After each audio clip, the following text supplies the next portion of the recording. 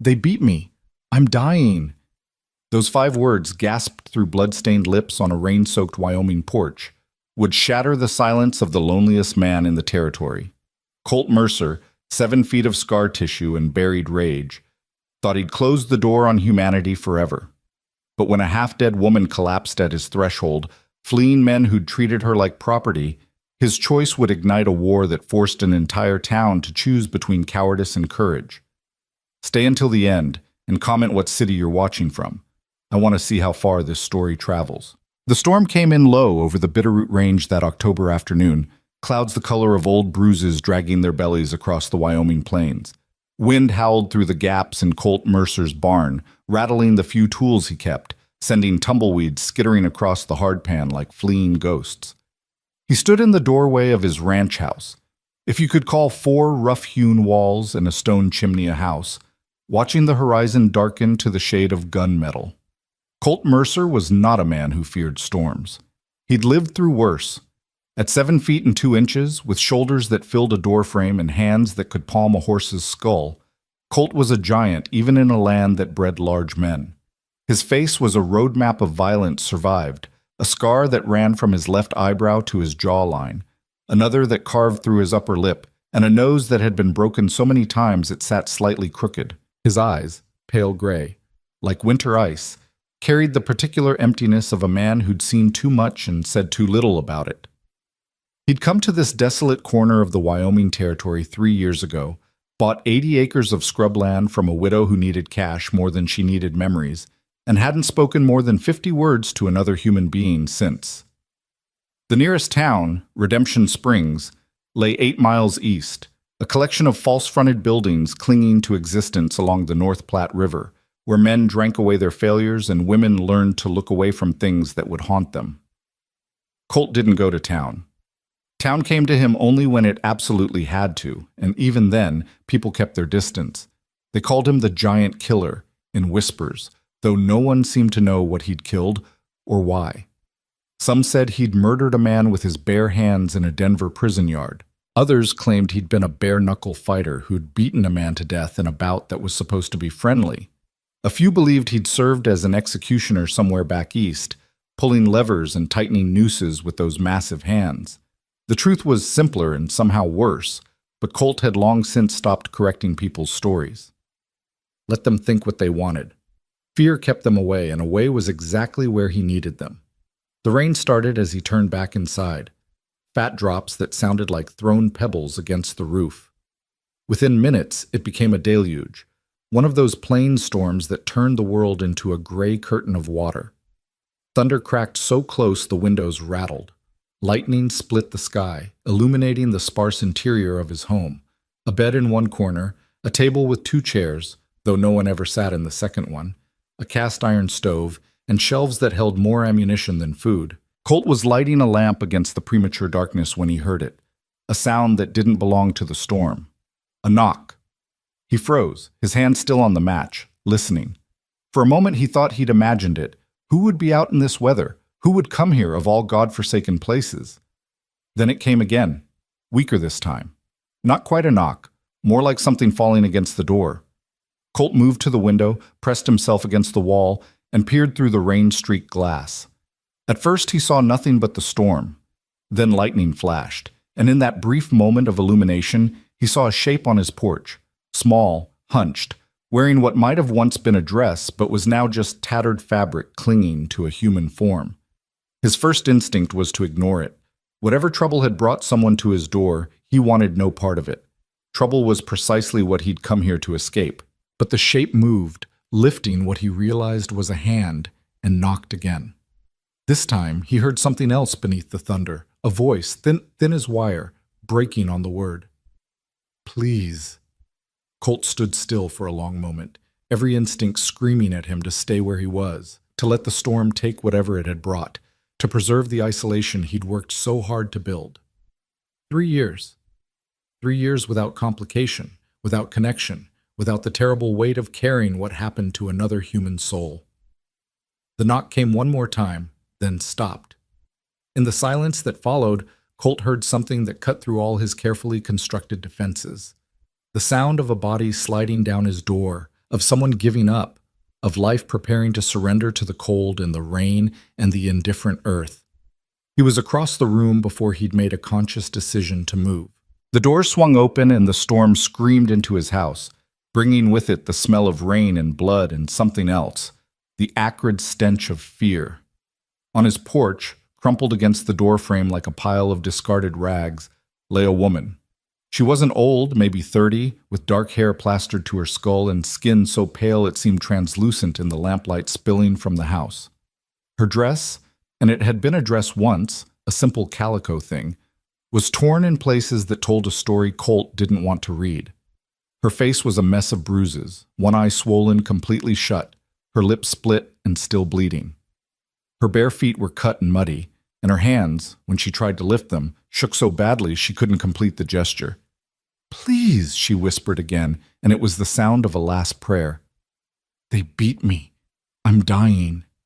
Colt stared down at her, this broken thing on his porch, and felt something crack inside the careful walls he'd built around himself. He'd told himself he was done with this, with helping, with caring, with the inevitable pain that came from letting yourself matter to other people or letting them matter to you. But here she was, and here he was, and some choices aren't really choices at all.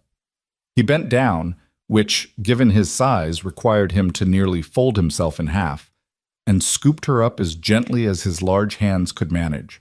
She weighed almost nothing, like picking up a child or a ghost. Her head lolled against his chest, and he felt the shallow flutter of her heartbeat through her soaked clothing. "Don't die," he said, surprised by the sound of his own voice, rough from disuse but firm. "Not yet." He carried her inside and kicked the door shut against the storm. The woman drifted in and out of consciousness as Colt worked on her injuries, and in those moments of waking she seemed more terrified of him than of whatever had brought her here. She flinched when his shadow fell across her, gasped when his hands came near, and once, when he had to touch her arm to examine a deep cut, she let out a cry that sounded like it had been pulled from somewhere primal. "I'm not going to hurt you," he said quietly, keeping his voice low and his movements slow. "You're safe now." She didn't believe him. Her good eye rolled white with fear, but she was too weak to run, and eventually her body's desperate need for care overrode her terror. Colt had some experience with wounds. You didn't survive what he'd survived without learning how to stitch flesh and set bones. He'd tended his own injuries out here more times than he cared to count. Kicked by a horse, gored by a half-wild bull, cut by barbed wire and sharp metal in his own carelessness. His hands, despite their size, could be surprisingly delicate when the situation demanded it. He started with the worst of it, the gash across her forehead that had bled so much it had nearly blinded her. Head wounds always bled like hell, even when they weren't as serious as they looked. He cleaned it with whiskey. She screamed, a sound that cut through him like broken glass, and stitched it closed with the same thread he used to mend his shirts. She passed out before he finished, which was probably a mercy. The other injuries told a story that made Colt's jaw tighten until his teeth ached. Bruises in the shape of fingers around her throat and upper arms, defensive wounds on her hands and forearms. Her ribs felt wrong on the left side, at least 2 broken, maybe 3. The cuts on her feet suggested she'd run a long distance, probably barefoot, through rough terrain. And there were other signs, things he didn't examine too closely, evidence of violence that made something cold and familiar coil in his gut. Rage.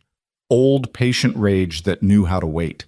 He stripped off her wet clothes as clinically as he could manage, averting his eyes from anything that wasn't actively injured, and wrapped her in a blanket that was probably older than she was, but at least was clean and dry. Then he carried her to his bed, the only bed in the house, and laid her down with a gentleness that would have shocked anyone who knew his reputation.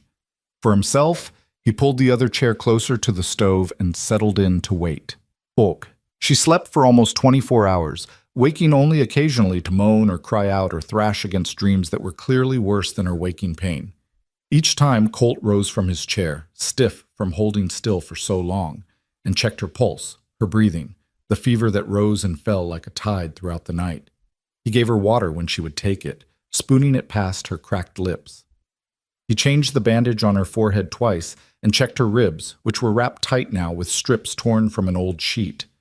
The swelling in her face began to go down slowly, painfully, the bruises shifting through their rainbow of healing, purple to blue to that sickly green yellow that meant the worst was passing. On the second morning, her eye opened, the one that could open, and focused on him with something resembling clarity for the first time. "Where?" she started, then stopped, her voice raw. "My place," Colt said. He was at the table, drinking coffee that tasted like boiled leather and staring at the wall.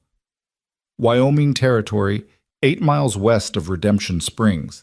She processed this slowly, her gaze moving around the sparse room, taking in the rough walls, the minimal furnishings, the arsenal of weapons hanging from pegs. Her working eye returned to him, and he saw the fear flicker back to life. "You're safe," he said again, keeping his voice level. "I'm not going to hurt you." "That's what they said," she whispered. Colt had no response to that. He stood up. She tensed as he did, pressing herself back against the wall, and moved to the stove to pour broth from the pot he'd kept simmering. Just bones and water and some dried vegetables. Nothing fancy, but it was warm and it would help.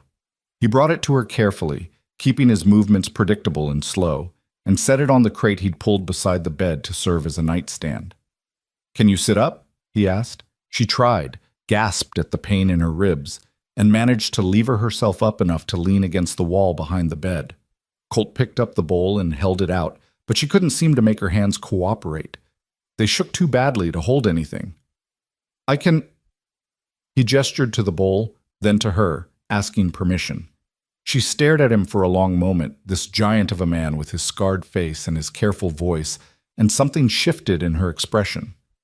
Not trust, exactly, maybe just exhaustion, or the recognition that if he'd wanted to harm her, he'd had ample opportunity already. She nodded. Colt sat on the edge of the bed, which creaked alarmingly under his weight, and spooned broth into her mouth with the same patience he'd shown with the water. She took small sips at first, then began to drink more eagerly, the warmth of it seeming to wake something in her that had been sleeping. When the bowl was half empty, she turned her head away and he set it aside. "Thank you," she said, so quietly he almost didn't hear it. Colt nodded. Words had never been his strength, and he wasn't about to start pretending they were now. "What's your name?" she asked after a long silence. "Colt Mercer." "I'm Nora," she said. "Nora Hale." Another silence settled between them, this one heavy with all the questions that hung in the air like smoke. Colt didn't ask them. Whatever she wanted to tell him, she'd tell him when she was ready. Whatever she wanted to keep hidden, that was her business. But Nora, it seemed, was tired of hiding. "They're going to come looking for me," she said, her voice gaining strength. "The men who did this. They'll find me, and when they do—" She stopped, swallowing hard. "How many?" Colt asked. "What?" "How many men?" Nora closed her eye, and he saw her counting in her head. 4 usually, sometimes more. They're part of a wagon crew, settlers heading to the gold fields. I was their cook. Was? They don't pay.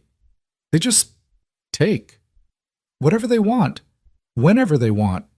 Her voice cracked on the last word, and Colt saw her good hand clench in the blanket. 2 nights ago, I fought back. One of them, Ezekiel Boonhart, he's the wagon master. He beat me for it. Said I was property, same as the mules. Said if I ran, he'd track me down and make sure everyone knew what happens to women who don't know their place. But you ran anyway. I waited until they were drunk and sleeping, and then I ran. A ghost of defiance flickered across her battered face. I ran all night, through the brush, through the creeks, through places I couldn't even see. I didn't know where I was going. I just knew I had to get away from them. And you ended up here. I saw your light. I thought, I don't know what I thought. Maybe that anyone would be better than them. Maybe that I'd rather die trying to find help than give them the satisfaction of killing me themselves. She looked at him directly now, her one good eye searching his face. Are you going to send me back? No. The word came out harder than he'd intended, and Nora flinched slightly, but Colt didn't soften it. Some things needed to be said plainly. You're not property, he continued, his voice dropping back to its normal low rumble. You're not going back to them. And if they come here looking for you, they'll have to get through me first. You don't know what you're saying, Nora said, and now there was fear in her voice again, but it was fear for him, not of him. Ezekiel isn't alone. He's got men who'll do whatever he says. They've killed before. I've seen them do it. They shot a man in Nebraska just for arguing over a campsite. They'll come here with guns and let them come. Colt stood up, his head nearly brushing the ceiling beams, and moved to the window. The storm had passed, leaving behind a world washed clean and glittering with the particular clarity that comes after rain. In the distance, he could see the mountains standing sharp against the sky. "I've been trying to stay out of things," he said, more to himself than to her. "Trying to keep quiet, keep separate, keep safe." He turned back to look at her. "But some things you can't stay out of. Some things find you whether you want them to or not." "I'm sorry," Nora whispered. "I didn't mean to bring trouble to your door." "Door was there," Colt said simply. "You knocked. That's all there is to it." But they both knew it wasn't that simple. They both knew that somewhere out on the plains, men were asking questions, following tracks, moving closer to this isolated ranch house, and the two people inside it who dared to defy them. And they both knew that when those men arrived, the silence that had protected Colt Mercer for 3 years would finally, inevitably, shatter. Over the next 3 days, Nora grew stronger. Not strong. Her ribs would take weeks to heal properly, and the cuts on her feet meant she could barely walk. But stronger than she'd been. Strong enough to sit up without gasping. Strong enough to take over feeding herself. Strong enough to ask questions. "Why do you live out here alone, Must?" she asked on the third afternoon, watching as Colt worked on repairing a bridle that had been damaged in the storm. His hands stilled for a moment, the leather strap hanging loose between his fingers. "Same reason anyone does. Needed distance." "From what?" "People." Nora smiled slightly at that, though it pulled at her healing lip. "That much I figured out. But why? A man like you could be anything, do anything. Marshal, maybe. Foreman on a big ranch. Why hide out here where no one can find you?" "Who says I'm hiding?" "Your eyes say it. The way you move, always checking the windows, always keeping your back to the walls. You're hiding from something." Colt set down the bridle and looked at her directly. "Maybe I'm hiding from myself." "That," Nora said softly, "I understand." They fell into a rhythm, these two broken people sheltering under one inadequate roof. Colt did the heavy work, tending his few cattle, repairing the storm damage to his barn, riding the property line to check for breaks in his fencing. Nora, as she was able, began to help in small ways, stirring the pot on the stove, folding the blankets, organizing the chaos of his shelves into something resembling order. She also cooked, which was something of a revelation to Colt. He'd been living on beans and hardtack and the occasional rabbit for 3 years, cooking over an open fire, or the stove with all the skill of a man who saw food as fuel and nothing more. Nora, despite her injuries, could transform his meager supplies into actual meals. Biscuits that rose instead of sitting in the pan like lead discs, stew that had flavor beyond hot and filling, even coffee that tasted like something other than punishment. "Where'd you learn to cook like this?" he asked one evening, watching her work at the stove with surprising efficiency despite her bandaged hands. "My mother," Nora said. "She ran a boarding house in Kansas City. Taught me that good food was a form of dignity, a way of saying, 'You matter,' to people who might not hear it anywhere else." She smiled sadly. "After she died, I took work where I could find it, cooking for ranch hands, for railroad crews, for wagon trains heading west. It was honest work, mostly, until it wasn't." "Boonhart's crew." "Yeah." She turned the biscuits carefully, her face tight with concentration. "They seemed decent at first. A family group, they said, settlers heading to try their luck in the gold fields. They promised fair wages and safe travel. But once we were 3 days out, far enough that I couldn't turn back alone. That's when things changed." "How long were you with them?" 4 months. She said it flatly, without emotion, but Colt heard everything underneath those 2 words. 4 months of fear, of violation, of slowly losing herself piece by piece. "I kept thinking someone would help, that we'd pass another wagon train or meet travelers or reach a town where I could find a marshal or someone who'd care. But Ezekiel, he's careful. He keeps to the empty places, and when we do pass other people, he makes sure I know what'll happen if I say anything." "He threatened you." "He showed me." Nora's voice dropped. There was a girl traveling with us, younger than me, maybe 18. She complained about how the men looked at her, asked me if I thought we should leave at the next town. I said yes. Ezekiel overheard. She closed her eyes. They left her in the middle of the prairie, just rode off while she was gathering water at a creek. I looked back and saw her running after us, screaming. We kept riding. Colt felt his jaw clench. You tried to help her. I tried to tell Ezekiel she'd die out there alone. He just smiled and said, then she'll learn not to complain. Nora's hand shook as she lifted the pan from the stove. That's when I knew. If I stayed, that was going to be me. One day, he'd decide I wasn't useful anymore, or I'd push back one time too many, and they'd just leave me. Or worse. So you ran.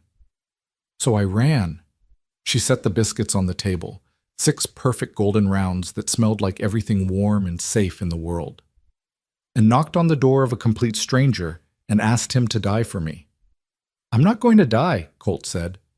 Nora looked at him across the table, this giant man with his scarred face and his careful hands, and something in her expression was older than her years. Everyone dies, Colt. The only question is what you die for. On the 4th day, a rider appeared on the horizon. Colt saw him first. He'd been watching the east like a man waiting for a storm, and immediately moved to the window with his rifle. The rider was still a mile out, moving slowly, like someone who wasn't in any particular hurry but knew exactly where he was going. Nora, Colt said quietly, get away from the windows. She didn't argue. She moved to the corner of the room, pressing herself against the wall in the shadows, her face pale. The rider came closer, resolving into a single man on a paint horse, wearing a duster and a hat that had seen better days. As he approached the house, he raised one hand in a gesture that was either greeting or surrender, and called out, Colt Mercer, you in there? Colt didn't answer, just kept his rifle trained on the man's center mass. Name's Jacob Cross, the rider continued, stopping his horse about 30 yards from the porch.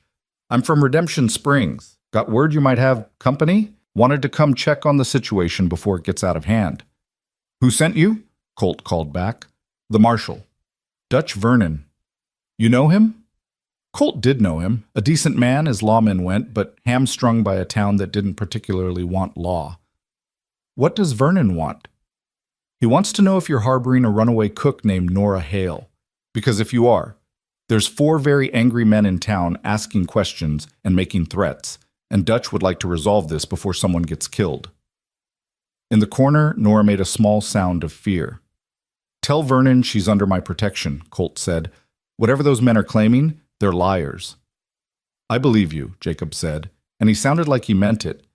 But Boonhart's claiming she's a thief, says she stole money and supplies when she ran. He's got papers, too, some kind of contract that says she owes him labor in exchange for passage west. Says by law she's obligated to return with him. That's bullshit, Nora whispered, but Colt heard her. The contract's a fake, Colt called out. She's not going back. Jacob nodded slowly. That's what I figured you'd say. And between you and me, I believe you, but Colt, these men, they're not the type to give up easy. Boonhart's got the whole town stirred up, saying you're kidnapping women now, saying you're the one who hurt her. People are scared. They're talking about riding out here, making sure you haven't... He trailed off, clearly uncomfortable. Haven't what? Haven't done what they've heard you can do. What they've heard you did before. There it was. The past, catching up. Colt had known it would eventually. The past always did. But he'd hoped for more time. I didn't hurt her, he said clearly, and I'm not giving her back to the men who did. If Vernon wants to come out here and verify that, he's welcome. But he comes alone. I'll tell him. Jacob started to turn his horse, then stopped. Colt? Those stories people tell about you, are they true? Colt looked at the man, this stranger who'd ridden 8 miles to deliver a warning that he didn't have to deliver, and decided on honesty. Some of them. Jacob absorbed this, then nodded once. Then maybe Boonhart and his boys should think twice before they come calling. He touched his hat in farewell. Good luck, Colt. You're going to need it. He rode off, leaving dust and dread in his wake. Colt waited until the rider disappeared over the ridge, then lowered his rifle and turned to Nora. She'd slid down the wall and was sitting on the floor, her arms wrapped around her knees, rocking slightly. He's here, she whispered. He's in town. He found me. He hasn't found you yet, Colt said, and when he does, he's going to wish he hadn't. You don't understand. Nora looked up at him, and her face was haunted. Ezekiel doesn't lose. He doesn't give up. He'll burn this place down with both of us in it before he lets me go.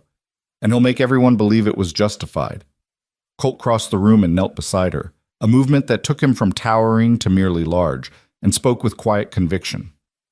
Then we make sure they know the truth first.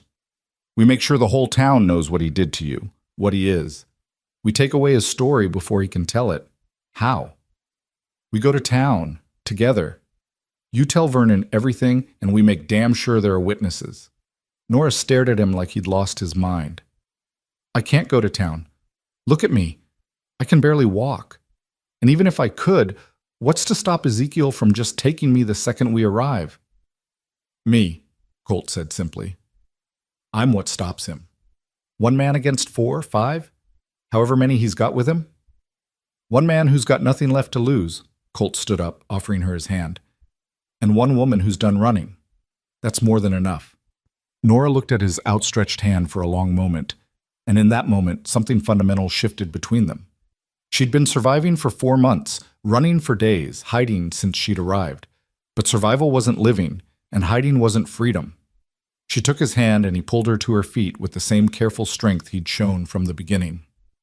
They stood facing each other in the dim interior of the ranch house, 2 people who'd found each other by accident and decided, despite everything, to stand together. All right, Nora said, her voice steady for the first time since she'd collapsed on his porch. Let's go tell the truth. And if Ezekiel Boonhart wants to call me a liar, let him do it to my face. Colt allowed himself the smallest of smiles. That's the spirit. Outside, the Wyoming sun burned down on the plains, and somewhere to the east, in a town called Redemption Springs, men were making plans and telling lies and sharpening the knives they'd used to carve up the truth.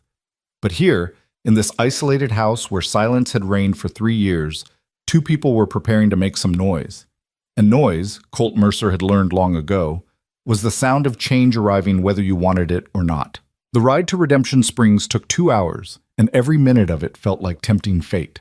Colt had hitched his single horse, a rangy buckskin gelding named Rust, to a wagon he hadn't used in over a year, the wheels protesting with rusty squeals as they lurched into motion. Nora sat beside him on the bench seat, wrapped in a coat 3 sizes too large for her, her battered face partially hidden by a scarf he'd found in a trunk.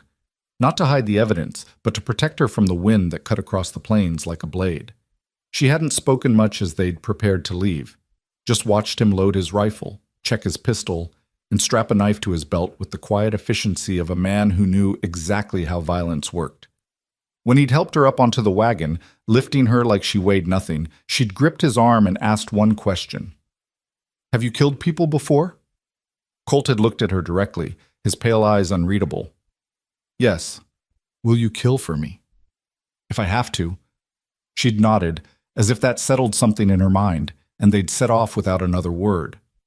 Now, as the wagon rattled along the rutted track that passed for a road, Colt kept his attention split between the horizon ahead and the woman beside him. Nora sat rigid, her hands clenched in her lap, her breathing shallow. Every time the wagon hit a bump, which was often, she winced as her broken ribs protested. But she didn't complain, didn't ask to turn back, didn't show any sign of the terror he knew must be eating at her from the inside. Tell me about Redemption Springs, she said suddenly, her voice tight. What kind of town is it? Colt considered the question. The kind that got its name because someone thought it sounded hopeful. Mostly it's ranchers and drifters, some miners passing through on their way to the fields, a few families trying to build something that'll last. It's not good, and it's not bad. It just is. And the marshal? Vernon? Can we trust him? More than most, Colt admitted. Dutch Vernon's been wearing the badge for about 5 years. He's fair when he can be, but he's also practical. If Boonhart's got the town convinced I'm the villain here, Dutch won't stake his career on defending me. Then why are we going? Because the truth matters, Colt said. And because if we don't get ahead of this story, Boonhart writes it for us. Nora was quiet for a moment, then said softly, Back at your place, that rider, Jacob, he asked if the stories about you were true. What stories? Colt's hands tightened on the reins. He'd known this question would come eventually. Stories about what I did before I came here. Which was? Things I'm not proud of. He glanced at her. Does it matter? I suppose that depends on what the things were. Colt guided the wagon around a washout in the road, giving himself time to choose his words. I was a fighter, bare knuckle, back alley, the kind where men bet on who'd stay standing and who'd get carried out. Did it for 8 years, from the time I was 17 until I was 25. Made good money, too, enough that people started to take notice. What kind of people? The bad kind. Men who wanted to own something valuable, and I was valuable. Good at hurting people, good at taking damage, good at not asking questions about why we were fighting or what happened to the losers. His voice had gone flat, reciting facts like they belonged to someone else. Eventually, I fought in a bout that was supposed to be fixed. I was supposed to go down in the 3rd round, let the other man win, make some rich bastards a lot of money. But you didn't go down. No. Colt's jaw tightened. The other fighter, his name was Thomas Brennan, and he had a wife and 2 kids. He came at me like a man who had nothing to lose. Found out later his family had been threatened, told if he didn't win, they'd kill his daughter. So he fought like hell, and I fought back because that's what I did. I didn't know about his family. Nobody told me. Nora's hand moved slightly toward him, then stopped. What happened? I hit him too hard. Wrong angle, wrong moment, wrong everything. He went down and didn't get up. Died 3 days later without ever waking up. Colt's voice cracked slightly on the last word, then hardened again. The men who'd bet against me, they weren't happy. Tried to kill me that night in my room. I killed 2 of them instead. Hurt 3 more badly enough that they won't ever be the same. Then I ran. And came here. And came here, Colt confirmed. Thought if I stayed away from people, stayed away from fighting, stayed away from everything that made me into what I was, maybe I could, I don't know, stop being that person. But did it work? Colt looked at her then, really looked at her. This woman who'd survived 4 months of hell and still had the strength to ask difficult questions. I don't know yet. Ask me again after today. The town appeared on the horizon like a fever dream, wavering in the heat that rose from the plains despite the autumn chill. False-fronted buildings lined a single main street, their paint faded and peeling, their signs creaking in the wind. Redemption Springs wasn't much to look at, but it was civilization such as it was, and as they drew closer, Colt could see people stopping in the street to watch their approach. They're staring, Nora whispered. They're always staring when I come to town, Colt said. Just keep your head up. You've got nothing to be ashamed of. But as they rolled down Main Street, past the general store, the saloon, the feed and grain, Colt realized the attention was different this time. People weren't just watching, they were clustering together, whispering, pointing. A woman pulled her children inside. A man stepped off the boardwalk and disappeared into an alley. The few who held their ground did so with hands near their pistols, eyes tracking Colt's every movement. The marshal's office sat at the far end of the street, a squat building with bars on the windows and a sign that read Town Marshal, in letters that had once been gold but were now just flecks of paint. Colt pulled the wagon to a stop in front of it and set the brake with more force than necessary. Ready? He asked Nora. She nodded, though her face had gone the color of old paper. Colt climbed down first, then moved around to help Nora. She tried to manage on her own, but her feet couldn't take her weight yet, and she stumbled. Colt caught her, steadying her with a hand on her elbow, and together they moved toward the marshal's office, like 2 people walking toward a gallows. The door opened before they reached it. Dutch Vernon stood in the doorway, a man in his 50s with iron-gray hair and a face that had been weathered by sun and disappointment. He wore his badge pinned to a vest that had seen better days, and his hand rested casually on the pistol at his hip. Not threatening exactly, but not welcoming either. Colt, he said by way of greeting. His eyes moved to Nora, and something shifted in his expression, surprise maybe, or recognition of exactly how badly she'd been hurt. Ma'am. Marshal, Colt replied. We need to talk. I'd say so. Vernon stepped aside, gesturing them in. Though I should tell you, you've got company waiting. Colt's hand moved toward his pistol. What kind of company? The kind that got here first, Vernon said grimly. Boonhart and two of his men. They've been in my office for the past hour, telling me all about how you kidnapped their cook and beat her half to death. Now here you are with her, and I'm going to need to hear your side before this gets any uglier. We'll tell you everything, Nora said, her voice stronger than Colt expected. But Marshall, whatever they told you, it's a lie. Vernon's eyes softened slightly as he looked at her.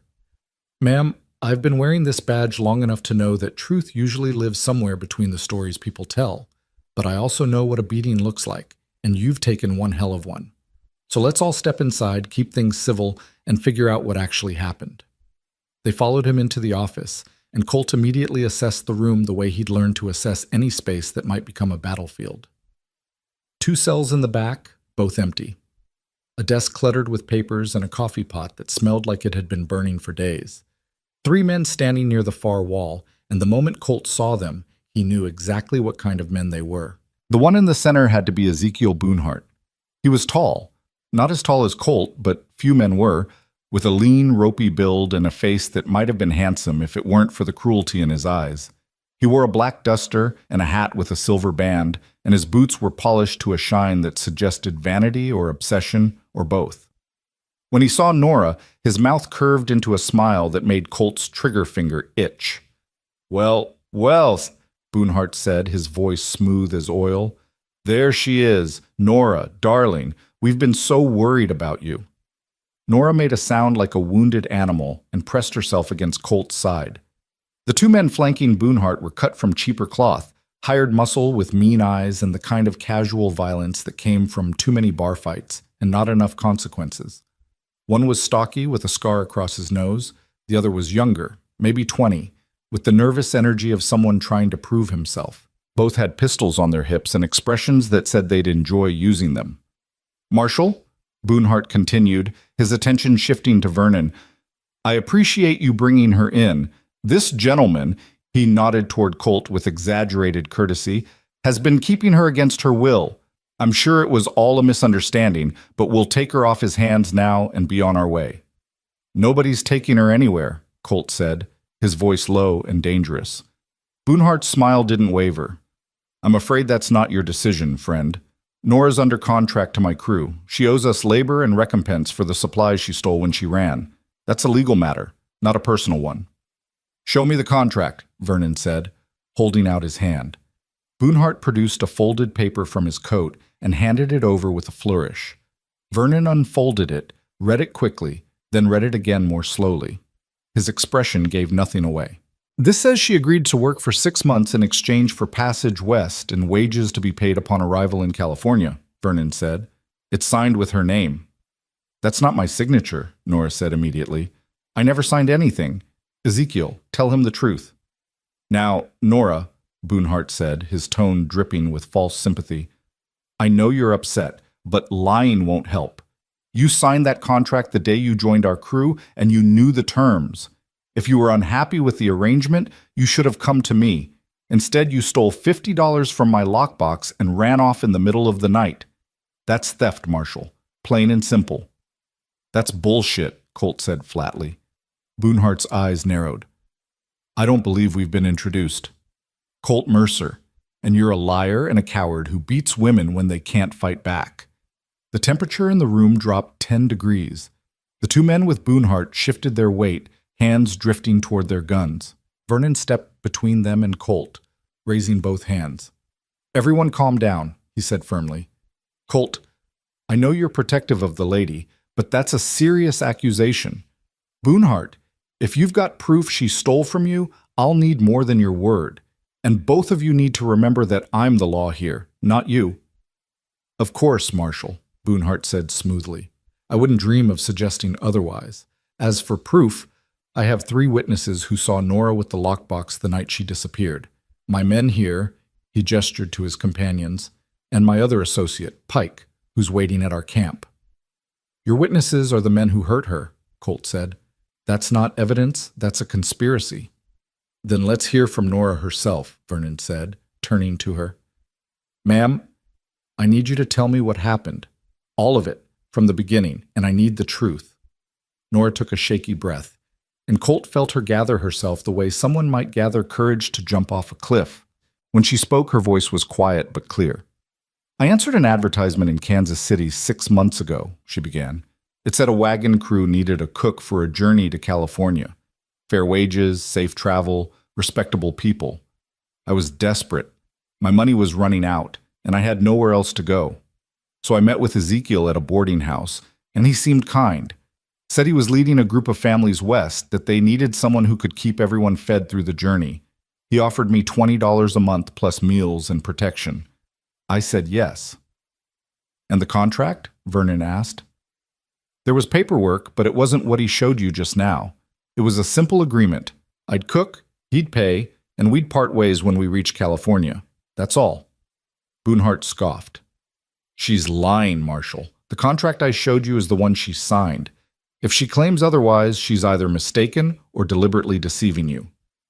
I'm not finished, Nora said, her voice rising. Everything was fine for the first few weeks. The families were kind, the work was hard but honest. But then, one by one, the families started leaving the crew. They'd have arguments with Ezekiel, or they'd change their minds about California, or they'd just disappear in the middle of the night. Within 2 months, it was just me, Ezekiel, and 4 of his hired men. No families, no other women, just us. And that's when things changed, Vernon prompted gently. Nora nodded, and Colt saw tears forming in her good eye. They stopped treating me like a cook and started treating me like I was part of the supplies, like I belonged to them. At first, it was just looks, comments, hands that lingered too long when they took their plates.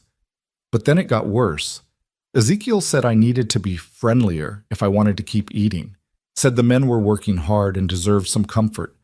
When I refused, She stopped, swallowing hard.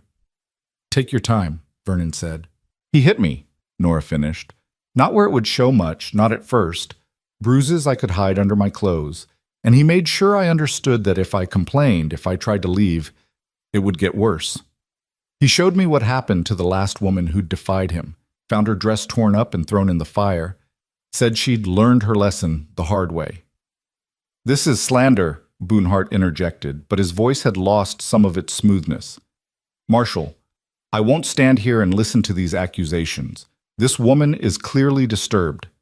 Shut up, Colt said, and there was something in his tone that made even Boonhart pause. Let her finish. Nora pressed on, the words coming faster now, like a dam breaking. It went on for months. All of them, Ezekiel, Pike, Reed, Jacob, they'd take turns. Sometimes separately, sometimes together. I tried to fight back at first, but there were always more of them than me, and they were stronger. So I learned to go somewhere else in my head while it happened. I learned to survive. Vernon's face had gone gray. Why didn't you run sooner? Where would I go? We were in the middle of nowhere most of the time. Prairie, mountains, places without towns or people. And Ezekiel made sure I knew what would happen if I tried. He told me about the girl before me, the one whose dress he burned. Said she'd tried to run and they'd caught her, and by the time they were done with her, she'd begged them to leave her behind. Said death was better than staying with them. Nora's voice broke. 2 nights ago, Ezekiel came to my tent drunk and angry about something. When I tried to push him away, he beat me. Not hidden bruises this time. He beat me in front of the others, beat me until I couldn't see straight, beat me because he could. And when he was done, he said, "This is what happens when you forget your place." The room was silent except for Nora's ragged breathing. Even Boonhart's men looked uncomfortable, shifting their weight and avoiding eye contact. So I waited, Nora continued. I waited until they were all asleep, drunk on whiskey and their own cruelty. And I ran, barefoot, because my shoes were in Ezekiel's wagon and I couldn't risk waking him. I ran through the dark, through brush that cut my feet and creeks that soaked me to the bone. I ran until I couldn't run anymore, and then I saw a light in the distance. Colt's light. I knocked on his door and he saved my life. Vernon looked at her for a long moment, then at Boonhart, then at Colt. That's quite a story, ma'am. It's the truth, Nora said. It's fantasy, Boonhart countered, but there was an edge to his voice now. Marshall, this woman is clearly traumatized, but not by us. Look at the man she's standing next to. Everyone in this territory knows about Colt Mercer, the killer, the fighter, the man who murdered 2 people in Denver and disappeared. She shows up at his door, and days later she's covered in bruises and telling wild stories about respectable men? It's obvious what happened here. Is it? Vernon asked. Of course. Mercer beat her, probably tried to force himself on her, and now she's too terrified to tell the truth. Stockholm Syndrome, I believe they call it. She's protecting her abuser. Colt took a step forward, and both of Boonhart's men drew their pistols. Vernon moved quickly, putting himself between them. Nobody's drawing weapons in my office, he said sharply. Holster those guns right now, or I'll arrest all of you for disturbing the peace. The men hesitated, looking to Boonhart for guidance. He nodded, and they reluctantly holstered their pistols. Marshal, Boonhart said, his voice taking on a reasonable tone, I understand this is complicated, but the facts are simple. Nora was under contract. She broke that contract and stole from me. Whether she was abused or not, and I maintain she was not, she still committed a crime. I'm willing to forgive the theft if she returns with us peacefully. We'll even pay for a doctor to see to her injuries. All I want is my cook back and my property restored. She's not property, Colt said. The law says she is, Boonhart replied. That contract binds her to service until the debt is paid. It's perfectly legal, Marshal. You know that. Vernon rubbed his face tiredly. Contract labor is legal, yes, but so is the right to be free from harm. If what Nora says is true, it is, Colt interrupted, then that contract is void, and these men should be arrested for assault and worse. Vernon looked at Boonhart. The problem is, it's her word against yours. I've got no witnesses except the people in this room, all of whom have a stake in the outcome. I can't make an arrest based on accusations alone. So what are you saying? Nora asked, her voice trembling. That I have to go back with them? I'm saying I need time to investigate, Vernon said. To talk to people, verify stories, maybe ride out to your camp and see if there's any evidence to support either version of events. Until then, nobody's taking anyone anywhere. That's unacceptable, Boonhart said. That's my decision, Vernon shot back. You don't like it. You can file a complaint with the territorial authorities, but in my town, we do things proper. Boonhart's jaw clenched, and for a moment, Colt saw the mask slip, saw the rage and the calculation beneath the smooth exterior. Then the wagon master smiled that oil-slick smile again. Very well, Marshal. We'll wait for your investigation, but I expect it to be thorough and fair. My men and I will be staying at the hotel across the street. When you're ready to hear sense, you know where to find us. He tipped his hat to Nora with exaggerated courtesy. Until then, darling, try not to let that brute intimidate you into any more lies. He left, his men following, and the tension in the room finally broke. Vernon sank into his chair and gestured for Colt and Nora to sit. Well, that was about as pleasant as a rattlesnake in a sleeping bag. What happens now? Colt asked. Now, I do my job.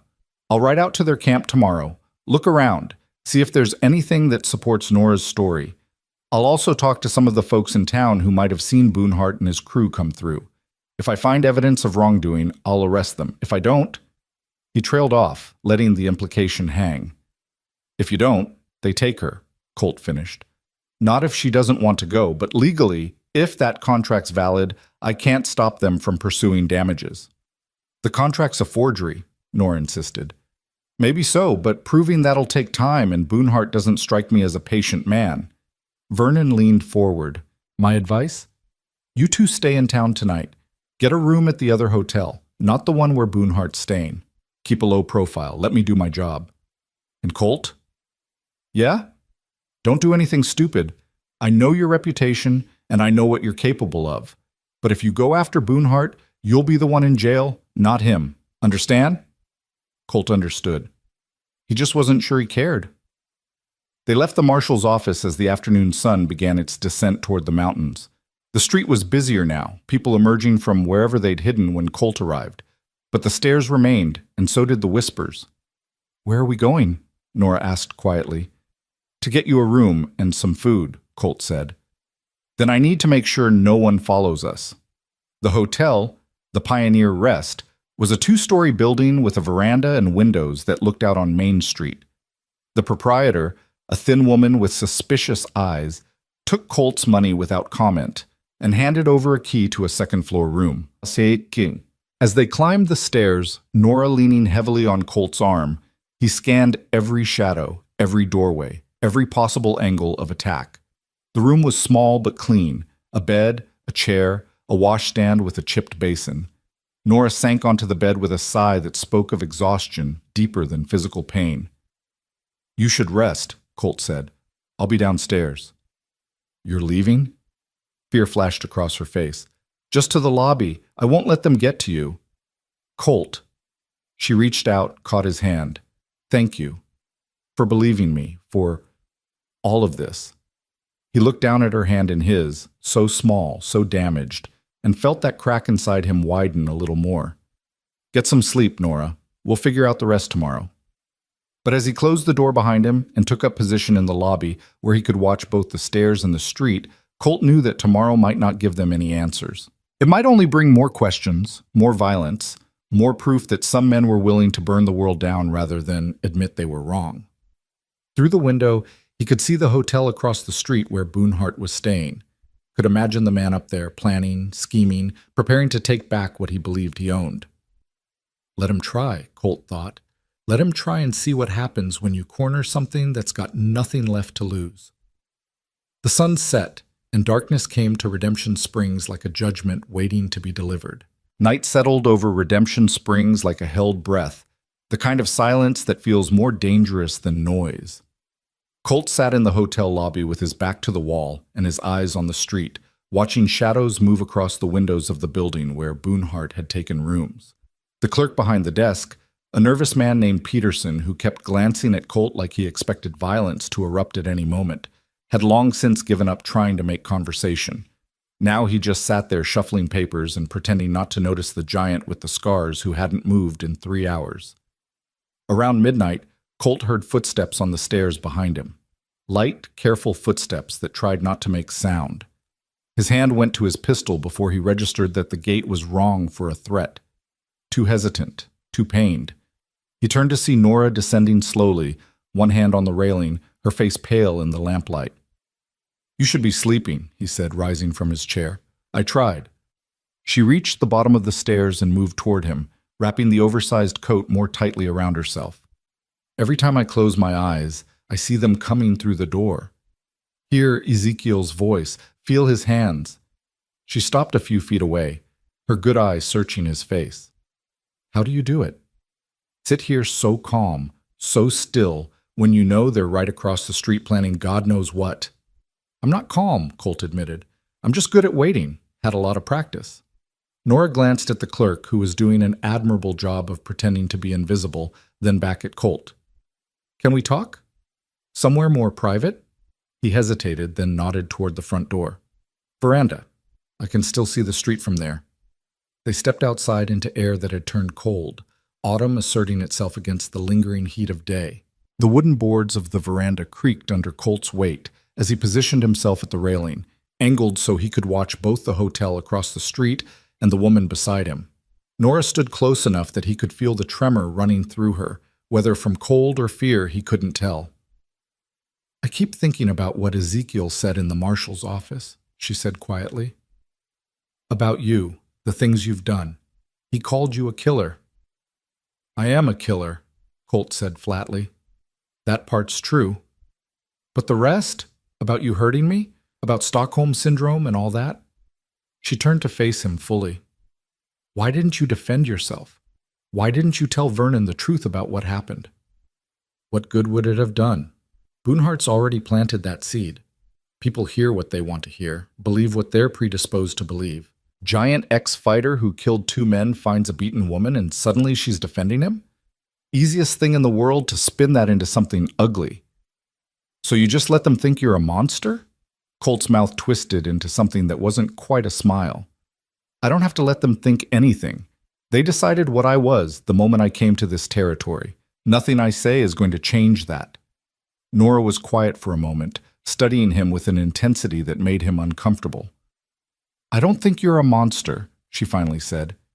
"You don't know me. I know you saved my life. I know you could have turned me away, could have ignored my knocking, could have decided I was too much trouble. But you didn't. And I know that when Ezekiel tried to intimidate you today, you stood between him and me without hesitation. That's not what monsters do. Monsters protect things too, Colt said, just for different reasons.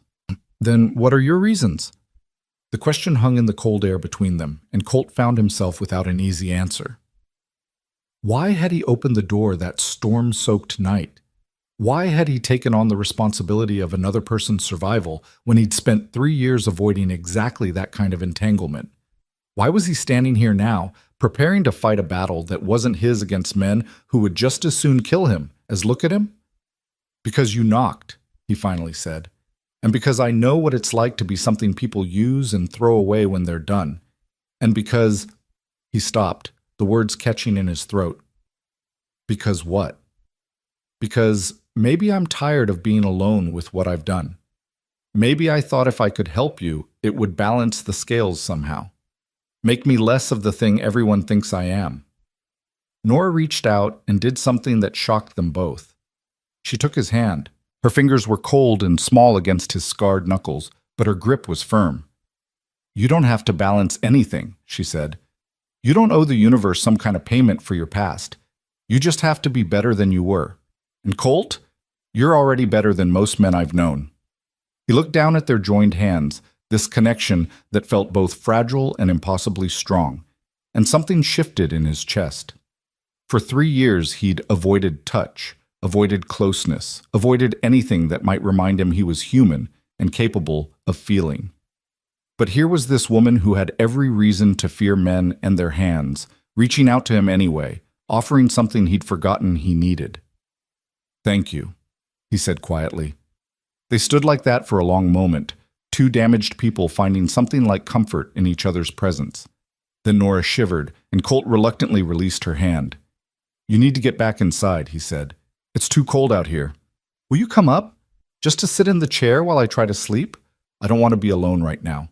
Every instinct told Colt this was a bad idea. Being alone in a room with her, giving the gossips more ammunition, compromising the fragile protection of propriety. But the fear in her eye overrode all of it. All right, he said.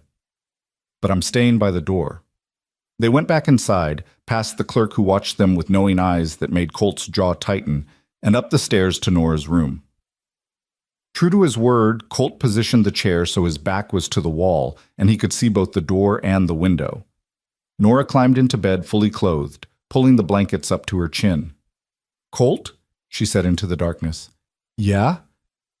If they come tonight, if Ezekiel decides not to wait for the marshal's investigation, will you really fight them? Yes. Even if it means killing them? If that's what it takes. She was quiet for a moment. I don't want you to die for me. Then I'll make sure I don't. Another silence, longer this time. When Nora spoke again, her voice was drowsy, exhaustion finally overtaking fear. My mother used to say that everyone gets one moment in their life where they have to choose between who they were and who they're going to be. She said most people choose wrong, choose the easy thing, the safe thing, the thing that doesn't cost them anything. But the ones who choose right, who choose the hard path, even when it would be easier to walk away, those are the ones who matter. Sounds like a wise woman. She was. I wish she could have met you. I think she would have liked you. I doubt that. I don't. Nora's breathing was evening out, sleep claiming her. You're a good man, Colt Mercer. I don't care what anyone else says. You're good, and you matter, and I'm glad I knocked on your door. Colt didn't respond, couldn't respond past the tightness in his throat. He just sat there in the darkness, listening to her breathing slow and deepen, and tried to remember the last time someone had called him good. Tried to remember what it felt like to be seen as something other than a weapon or a monster or a cautionary tale. He couldn't remember. Maybe no one ever had. The hours crept past. Outside, the town slept uneasily, windows dark, streets empty except for the occasional dog or drunk stumbling home. Across the street, the hotel where Boonhart stayed showed a single lit window on the second floor. Someone awake, someone watching, someone planning. Colt marked its position, memorized the sight lines, calculated how long it would take someone to cross the street and reach this building. Around 3 a.m, he saw movement. A figure emerged from Boonhart's hotel, looked both ways, then hurried down the street toward the marshal's office. Too dark to identify clearly, but the build was right for one of Boonhart's men, the stocky one with the scar. Colt watched him disappear around the corner, then reappear 10 minutes later and slip back into the hotel. What were they doing? Trying to bribe Vernon? Threatening him? Or something else entirely? Colt shifted in his chair, his muscles protesting the long stillness. On the bed, Nora murmured something in her sleep. A name, maybe, or a plea, and curled tighter under the blankets. Even in sleep, she couldn't escape what had been done to her. Dawn came slowly, gray light filtering through the window and painting everything in shades of exhaustion. Colt heard the town beginning to wake, doors opening, horses being led to water, the distant clang of a blacksmith's hammer. Normal sounds of a normal day, except nothing about this day would be normal. Nora woke as the sun cleared the horizon, sitting up with a gasp that suggested her dreams had been no kinder than her reality. She looked around wildly until her eye found Colt still in his chair, and something in her face relaxed. "You stayed," she said. "Said I would." "Did anything happen?" Colt told her about the midnight visitor to the marshal's office. Nora's face paled. "They're trying to turn him against us," she said. "Ezekiel's good at that, finding what people want or fear and using it to get his way. If he can convince Vernon that I'm lying, that you're dangerous, then we need to move first," Colt finished. He stood, working the stiffness out of his shoulders. "Get dressed. We're going to find Vernon before he has time to act on whatever Boonhart's man told him last night." But when they made their way downstairs and out into the morning chill, they found the marshal already coming toward them, his face grim. Behind him walked two men Colt didn't recognize, deputized civilians from the look of them, wearing hastily pinned badges and carrying rifles like they weren't quite sure how to use them. "Colt," Vernon called out as they approached. "Hold up a minute." Every muscle in Colt's body tensed. "What's this about, Dutch?" Vernon stopped a dozen feet away, close enough to talk but far enough to draw his pistol if needed.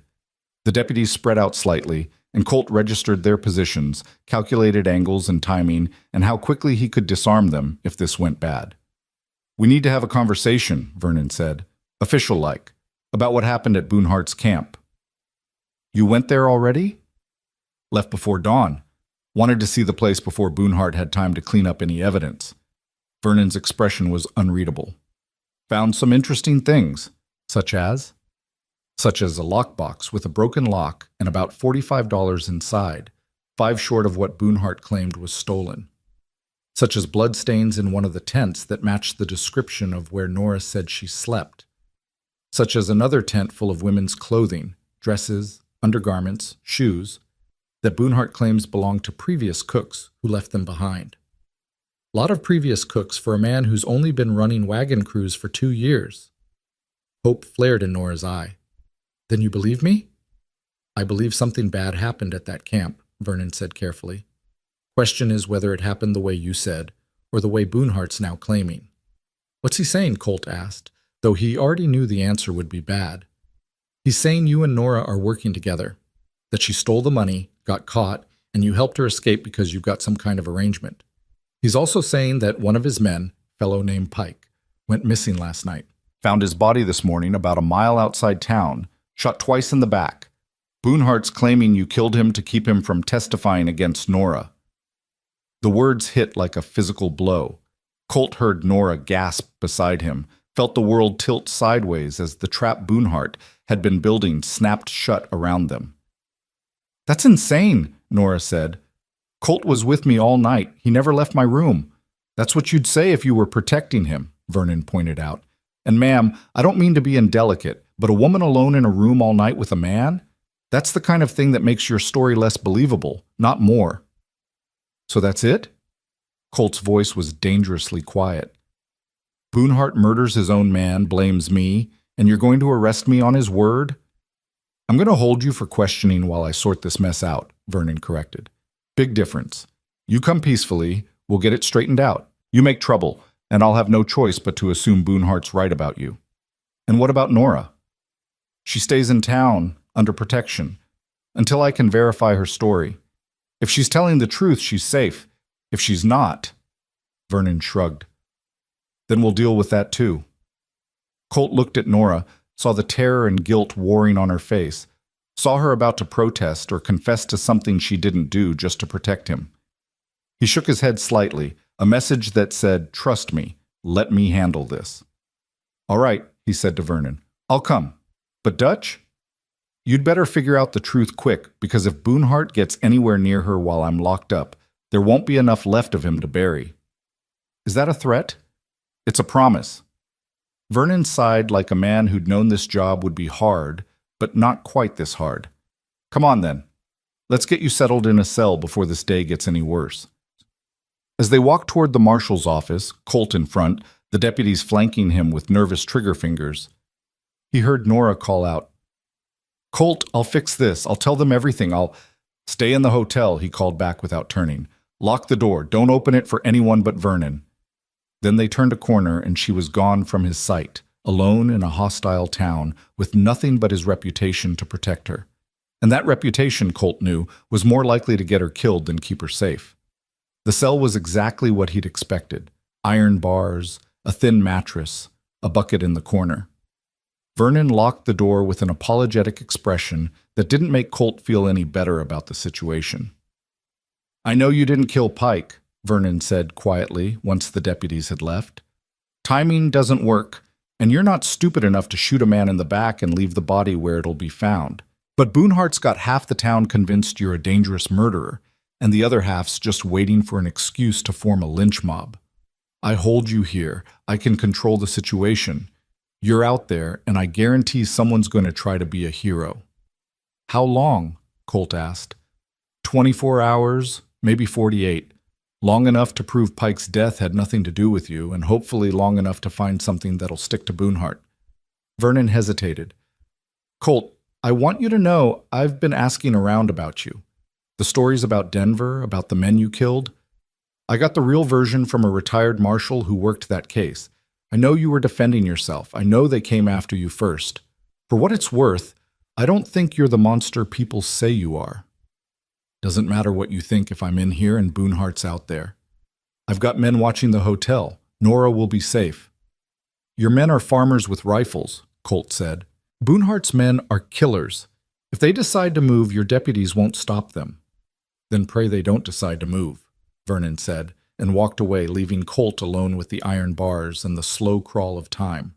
The morning stretched into afternoon. Colt paced the cell like a caged animal, 6 steps one way, 6 steps back, his mind racing through scenarios and contingencies. Every sound from outside made him freeze, listening for screams or gunshots or any indication that his worst fears were coming true.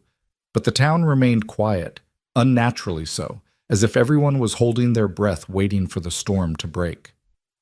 Around 2 o'clock, Vernon returned with food: bread, cheese, coffee that was barely warm. He slid the plate through the slot in the bars and leaned against the opposite wall. "Boonhart's making noise about leaving town," he said.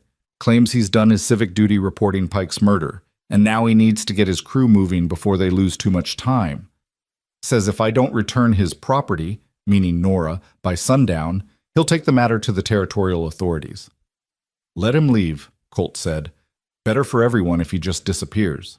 He's not leaving without Nora. Made that crystal clear. Said he'll file charges in every town between here and California if necessary, but he's not letting her get away with theft and conspiracy to murder." Vernon rubbed his face tiredly. "And legally, Colt, he might have a case. That contract could hold up, and if it does, Nora's obligated to fulfill its terms." "The contract's a forgery." "Maybe, but I'd need a handwriting expert to prove it, and the nearest one's in Denver. That's a week's travel each way, and Boonhart's not going to wait that long." Colt's hands clenched around the bars. "So what are you saying?" "I'm saying I'm out of options here. I've got no evidence that'll stick, no witnesses willing to testify against Boonhart, and a dead man who was conveniently shot when you had opportunity and motive. Best I can do is keep you here and keep Nora safe until either Boonhart leaves or I find something concrete." "That's not good enough. It's all I've got." Vernon pushed off the wall, preparing to leave. "I'm sorry, Colt. I really am, but sometimes the law can only do so much." He left, and Colt sank onto the thin mattress, staring at the ceiling and trying not to think about all the ways this could go wrong. trying not to imagine Boonhart forcing his way into Nora's room or bribing Vernon's deputies to look the other way, or simply waiting until dark to do what men like him always did when they thought no one was watching. The afternoon faded into evening. Through the barred window, Colt watched the sun sink toward the mountains, painting the sky in shades of red and gold that looked like fire, like war, like blood. Then, just as the last light was dying, he heard it. A commotion in the street, shouts, and the sound of breaking glass. Vernon burst into the office from the back room, grabbing his rifle, his face tight with tension. "Stay here," he ordered Colt unnecessarily, then ran out into the growing darkness. Colt moved to the window, pressed his face against the bars, and saw chaos unfolding. A crowd had gathered in front of the Pioneer Rest. Angry men with torches and weapons, and at their center, directing them like a conductor leading an orchestra, stood Ezekiel Boonhart. "She's a thief and a liar," Boonhart's voice carried clearly in the evening air. "She stole from honest men, conspired to murder one of our own, and now she's hiding behind a killer's reputation. Is that the kind of justice we want in Redemption Springs? Is that the kind of town we are?" The crowd roared its agreement, whipped into righteous fury by Boonhart's words and probably his money. Colt saw Vernon trying to push through the mob, trying to restore order, but he was one man against dozens. The deputies were nowhere to be seen, either scared off or paid off, or simply unwilling to face down their neighbors. And then Colt saw her. Nora appeared in the second-floor window of the hotel, her face pale and terrified, one hand pressed against the glass. She was trapped up there with a mob below and no way out, and even from this distance, Colt could see her looking around, searching desperately for someone to help her. Searching for him. Something broke inside Colt then, the last chain holding back 3 years of suppressed violence and rage. He'd tried to do this the right way, tried to let the law handle it, tried to be better than the thing he'd been. But the law was failing, justice was failing, and the woman who trusted him was about to pay the price for his restraint. No more. He grabbed the bars of his cell and pulled with every ounce of strength in his massive frame. The stone cracked. On the 8th, a chunk broke free, and Colt could see the wooden beam behind it. On the 12th, the beam splintered, and suddenly the bars were loose in their mountings. One more hit, and the entire barred window frame tore free from the wall in a shower of stone dust and ancient mortar. Colt squeezed through the opening, barely, his shoulders scraping raw against the jagged edges, and dropped into the alley behind the marshal's office. He hit the ground running, his mind clear and cold and focused on a single objective. Get to Nora before Boonhart's mob did something that couldn't be undone. The crowd in front of the Pioneer Rest had grown larger, and someone had started throwing stones at Nora's window. The glass shattered, and Colt heard her scream, a sound that cut through everything else and made his vision narrow to a single point of rage. He came around the corner of the marshal's office like a force of nature, and the crowd saw him and parted without conscious thought. Even in their torch-fueled fury, some instinct warned them that what was coming toward them was more dangerous than anything they'd ever faced. Boonhart saw him too. His eyes widened, then narrowed, and he raised his pistol with smooth confidence. "Stop right there, Mercer," he called out. "This doesn't concern you anymore. The lady's coming with me and you're going back to your cell. Otherwise, I'll put you down like the mad dog you are." Colt didn't slow, didn't hesitate, didn't show any sign he'd even heard the threat. He just kept walking forward with terrible purpose, and something in his approach made even Boonhart's confidence waver. "I'm warning you," Boonhart said, his voice rising. Colt was 10 feet away when Boonhart fired. The shot was rushed, panicked, and it went wide, sparking off the dirt to Colt's left. Boonhart tried to aim again, but Colt was already moving, closing the distance with frightening speed for a man his size. His hand shot out and clamped around Boonhart's wrist, squeezing until bones ground together and the pistol dropped to the ground. Boonhart screamed, tried to pull away, but he might as well have been trying to escape from iron shackles. "You made a mistake," Colt said quietly, his voice carrying in the sudden silence. "You came to my territory. You threatened someone under my protection. And now you're going to learn what happens when you push a peaceful man too far." He released Boonhart's wrist and backhanded him across the face with enough force to spin the man completely around. Boonhart stumbled, caught himself, and came up with a knife in his other hand, a wicked blade that gleamed in the torchlight. "You want her?" Boonhart snarled, his smooth mask finally cracking completely. You want that used-up whore? Fine. But you'll have to kill me to get her, and I don't think you've got the stomach for murder anymore. I think you're all talk, all reputation, nothing but— Colt hit him again, this time with a closed fist that connected with Boonhart's jaw and dropped him like a puppet with cut strings. The knife clattered away harmlessly. The crowd had gone completely silent now, watching this display of controlled violence with something approaching awe. Behind Colt, Vernon came pushing through with his rifle raised, but he stopped when he saw the situation, saw Boonhart unconscious on the ground, saw Colt standing over him like an avenging angel, saw the mob losing its nerve. It's over, Colt announced, his voice carrying to every corner of the street. This man is a liar, a coward, and a rapist. He hurt an innocent woman, murdered his own man to frame me, and tried to turn you all into his accomplices. Anyone who still wants to help him, anyone who thinks dragging a beaten woman out of her room and handing her over to her abuser is justice, step forward now. Let's settle this. No one moved. The righteous fury that Boonhart had stoked in them was evaporating, replaced by shame and uncertainty. These were decent people mostly, who'd been manipulated by a silver tongue and mob mentality.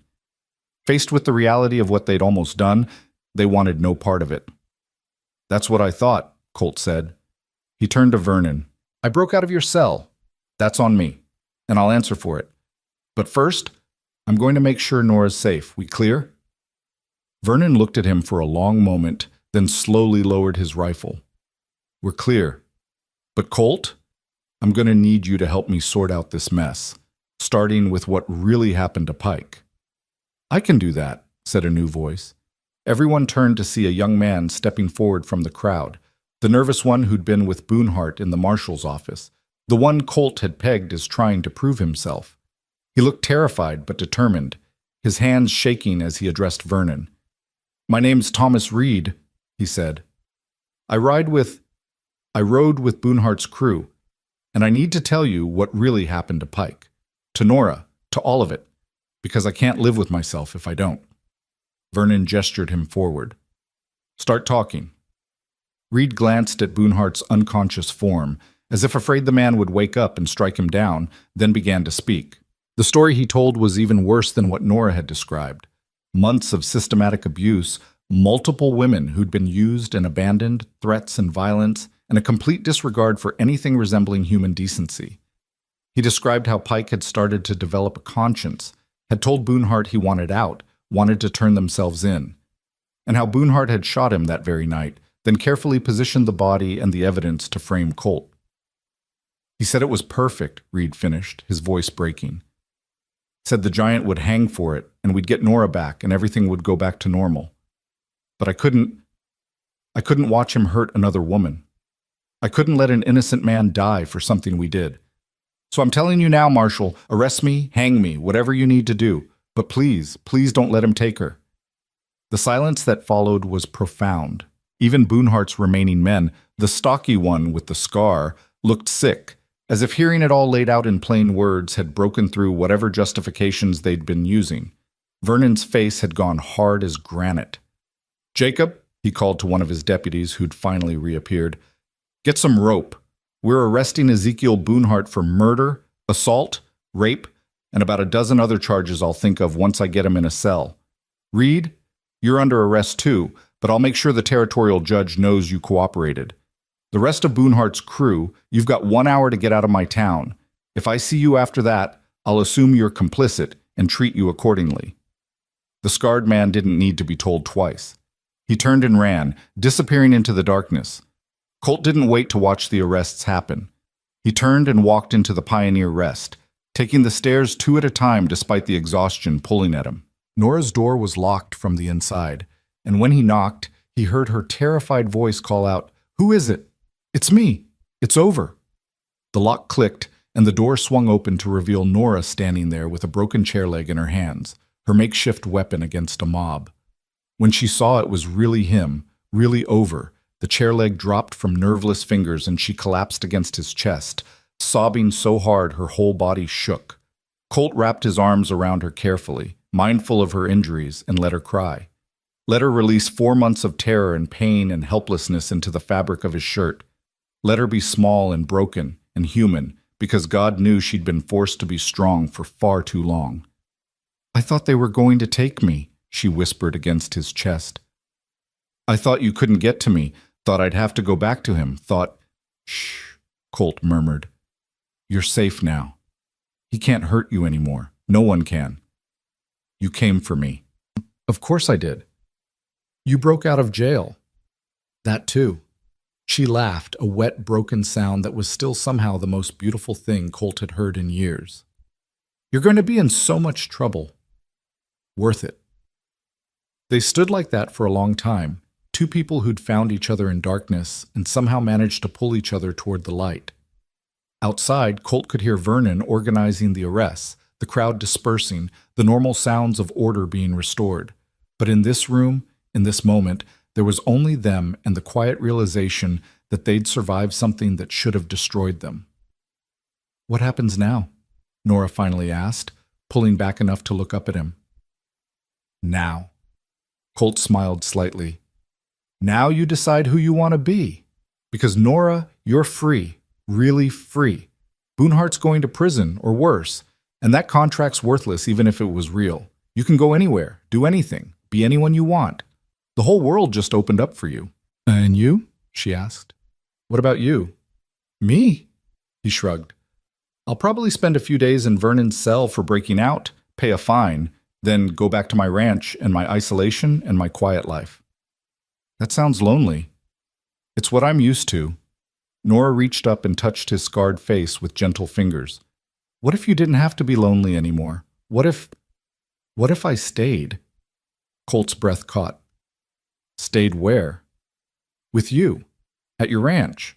I'm a good cook, and you clearly need one. And maybe we could help each other figure out how to be something other than what our pasts made us. She smiled tentatively. If you'd have me, that is. Colt looked down at this woman who'd knocked on his door in a storm and changed everything, who'd trusted him when she had no reason to, who'd stood with him against impossible odds and come out the other side still believing in something better. And he realized that the isolation he'd sought for 3 years wasn't peace. It was just another kind of prison. I'd have you, he said quietly. I'd be honored to have you. The smile that broke across Nora's battered face was like sunrise after a long night, and for the first time in longer than he could remember, Colt Mercer felt something that might have been hope. The next 3 weeks unfolded like a slow exhale after years of holding breath. Colt spent 2 days in Vernon's cell as promised, not as a prisoner exactly, but as penance for the damaged wall and the chaos of his escape. The marshal seemed almost apologetic about it, bringing him decent meals and updates on Boonhart's situation. The wagon master had been transferred to the territorial prison in Laramie, awaiting trial for murder and a list of charges so long it took Vernon 15 minutes just to read them all. Thomas Reed had been held as a material witness, but would likely face reduced charges for his cooperation. The scarred man and the others had vanished like smoke, probably headed to California or Mexico, or anywhere that wasn't within 1,000 miles of Wyoming territory. Nora visited Colt both days, sitting on the other side of the bars and talking to him about everything and nothing. About her childhood in Kansas City, her mother's boarding house, the dreams she'd once had of opening a restaurant where people could come not just for food, but for community. About the years after her mother died, drifting from job to job, watching those dreams shrink until they were small enough to fit in a wagon cook's tent. About how strange it felt to suddenly have them expanding again, growing larger and more possible than they'd been in years. Colt told her things too, stories he'd never shared with anyone. About growing up in Philadelphia with a father who drank and a mother who died too young. About learning to use his size and his fists because that was the only currency that mattered on the streets where he'd been raised. About the strange, sick thrill of discovering he was good at violence, that people would pay to watch him hurt others, that he could make more money in one fight than his father made in a month of honest labor. About the moment he'd stood over Thomas Brennan's body and realized he'd become exactly the kind of man he'd once feared. But you left, Nora said. You could have stayed in that world, kept fighting, kept making money. Instead, you walked away. Ran away. Colt corrected. There's a difference. Is there? Because from where I'm sitting, it looks like you made a choice. You saw what you were becoming and decided to be something else. That takes more courage than any fight ever could. Maybe she was right. Colt wasn't sure anymore. The lines between running and choosing, between cowardice and wisdom, had blurred somewhere along the way. All he knew was that sitting here talking to her through iron bars felt more real, more honest than anything he'd experienced in years. When Vernon finally released him on the third day, the town had changed its attitude. Not dramatically. People still gave him space, still watched him with wary eyes. But the naked fear had been replaced by something closer to respect. He'd stood up to a bully, protected an innocent woman, and faced down a mob without killing anyone who didn't desperately need killing. That counted for something in a territory where strength was often the only law that mattered. They left Redemption Springs on a crisp October morning, the wagon loaded with supplies Nora had purchased using money the town's women had collected for her, a gesture of apology for the mob, for not believing her sooner, for all the ways they'd failed to see what was happening right in front of them. It wasn't enough to make up for everything, but it was something. A start. The ride back to Colt's ranch felt different than the ride to town had been, lighter somehow, despite the memories still fresh in both their minds. They talked more easily now, the desperate intensity of crisis replaced by something steadier. Nora pointed out landmarks, a distinctive rock formation, a bend in the creek, memorizing the route like she was learning the way home, which, Colt supposed, she was. When the ranch house came into view, small and rough against the vastness of the plains, Nora let out a long breath. "It's not much," Colt said, suddenly self-conscious about the crude building, the weathered barn, the fence that needed mending in a dozen places. "It's perfect," Nora replied.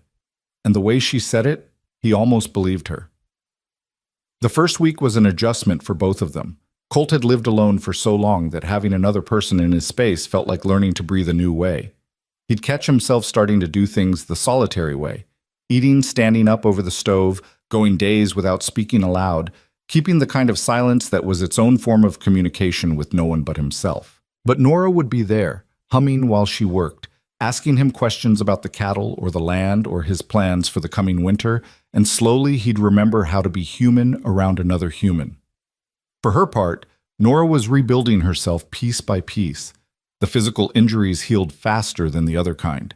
Her ribs mended, the cuts on her feet scarred over, the bruises faded from purple to yellow to nothing. But there were nights when she woke screaming, nights when she couldn't bear to be touched, nights when she sat on the porch wrapped in blankets and stared at nothing while tears ran silently down her face. Colt learned to recognize the signs, learned when to stay close and when to give her space, learned that healing wasn't a straight line, but a messy spiral that circled back on itself before finally moving forward. They'd agreed she would take the bed and he would sleep in the barn, propriety be damned but practicality observed. But on the fourth night, when her nightmares had been particularly vicious, she appeared in the barn doorway wrapped in a blanket and asked in a small voice if she could sleep near him. Not with him, just near him, because the darkness of the house alone was too much like the darkness of Boonhart's camp. "Of course," Colt had said, and cleared a space in the hay beside where he'd been sleeping. They lay there like siblings or soldiers, close enough for comfort, but careful not to cross any lines that couldn't be uncrossed, and Nora slept through until morning for the first time since the ordeal had ended. It became their routine. Days spent working, Colt on the ranch repairs and cattle, Nora cooking and cleaning and gradually taking over the garden plot she'd discovered behind the house, overgrown but salvageable. Evenings spent on the porch, talking or sitting in companionable silence. Nights in the barn, two broken people finding peace in proximity. "Tell me about the fight," Nora said one evening, about 10 days into their new arrangement. They were sitting on the porch watching the sun set, the sky painted in shades of orange and pink that looked almost artificial in their beauty. "The one where Thomas Brennan died. You said you hit him wrong, but what does that mean?" Colt was quiet for so long she probably thought he wouldn't answer. But something about the evening, about the way she'd asked without judgment, made him want to try. "In fighting, there's a difference between hurting someone and destroying them," he began slowly. "A good fighter knows that difference, knows how to gauge force and angle and impact to put a man down without putting him out." "I was a good fighter, one of the best." So what happened? I got angry. Colt's hands clenched on his knees. The men who'd arranged the fight, who'd bet on me to lose, they sent someone to my room the night before. Threatened my sister, said if I didn't throw the fight, they'd find her in Philadelphia and make her pay for my disobedience. I didn't even know they knew about her. Hadn't seen her in 5 years, but they'd found her anyway. Did you throw the fight? No, because halfway through I realized the whole thing was a setup. Brennan was fighting like a man possessed, taking hits that should have dropped him and getting back up. Found out later they'd threatened his daughter, so we were both out there trying to lose and trying to win at the same time, both scared of what would happen to the people we loved if we made the wrong choice. Nora reached over and took his hand. He didn't pull away. In the third round, Brennan came at me wild, telegraphing a right hook that any fighter worth his salt would have seen coming. I could have dodged it, could have let it land, could have done 100 things that would have ended differently. But I saw red, saw the men who'd threatened my sister, saw every person who'd ever treated me like a trained animal instead of a human being, and I hit him with everything I had. Not to win, not even to hurt him exactly. I hit him to make a point, to show them all that I wasn't their puppet, wasn't their property, wasn't someone they could control through fear. And he died. 3 days later, without ever waking up. Internal bleeding, the doctor said. My fist had compressed his skull just enough to rupture something vital. If I'd hit him an inch to the left or with 10% less force, he'd have woken up with a concussion and a reminder to choose better employers. But I didn't. I hit him exactly wrong, in exactly the way my training had taught me never to do, because I was angry and scared and sick of being owned by bad men. The sun had nearly disappeared now, just a sliver of gold on the horizon. In the growing darkness, Colt felt rather than saw Nora processing his words. Do you dream about him? She asked finally. Every night for 3 years. Less now, though, since you came. Why less? Colt thought about that. Because I think I'm finally starting to forgive myself. Not for killing him. I'll carry that forever. But for being human enough to make mistakes, to let anger override judgment, to be something other than the perfectly controlled machine they wanted me to be. Brennan died because 2 evil men decided their gambling debts were more important than human lives. I was the weapon, but I wasn't the hand that aimed it. That's a very convenient way of avoiding responsibility, Nora said, but her tone was gentle, not accusing. I know. That's why I'm not all the way to forgiveness yet. Maybe never will be. But I'm trying, and that's more than I was doing when I came here. Well, Nora said, squeezing his hand, for what it's worth, I'm glad you're trying. And I'm glad I knocked on the door of a man who still believes in trying. They sat like that until full dark, hands linked, watching the stars emerge one by one like promises or possibilities or tiny lights showing the way home. The second week brought their first real conflict, which was probably inevitable. Colt came back from checking the fence line to find Nora had rearranged his entire kitchen, such as it was, putting things in what she claimed was logical order, but which meant he couldn't find anything without asking her. His annoyance must have shown on his face, because she immediately got defensive. I was just trying to help, she said, her voice tight. Make things more efficient. I liked them how they were. You liked chaos? You had coffee next to lamp oil, Colt. That's not organization, that's an accident waiting to happen.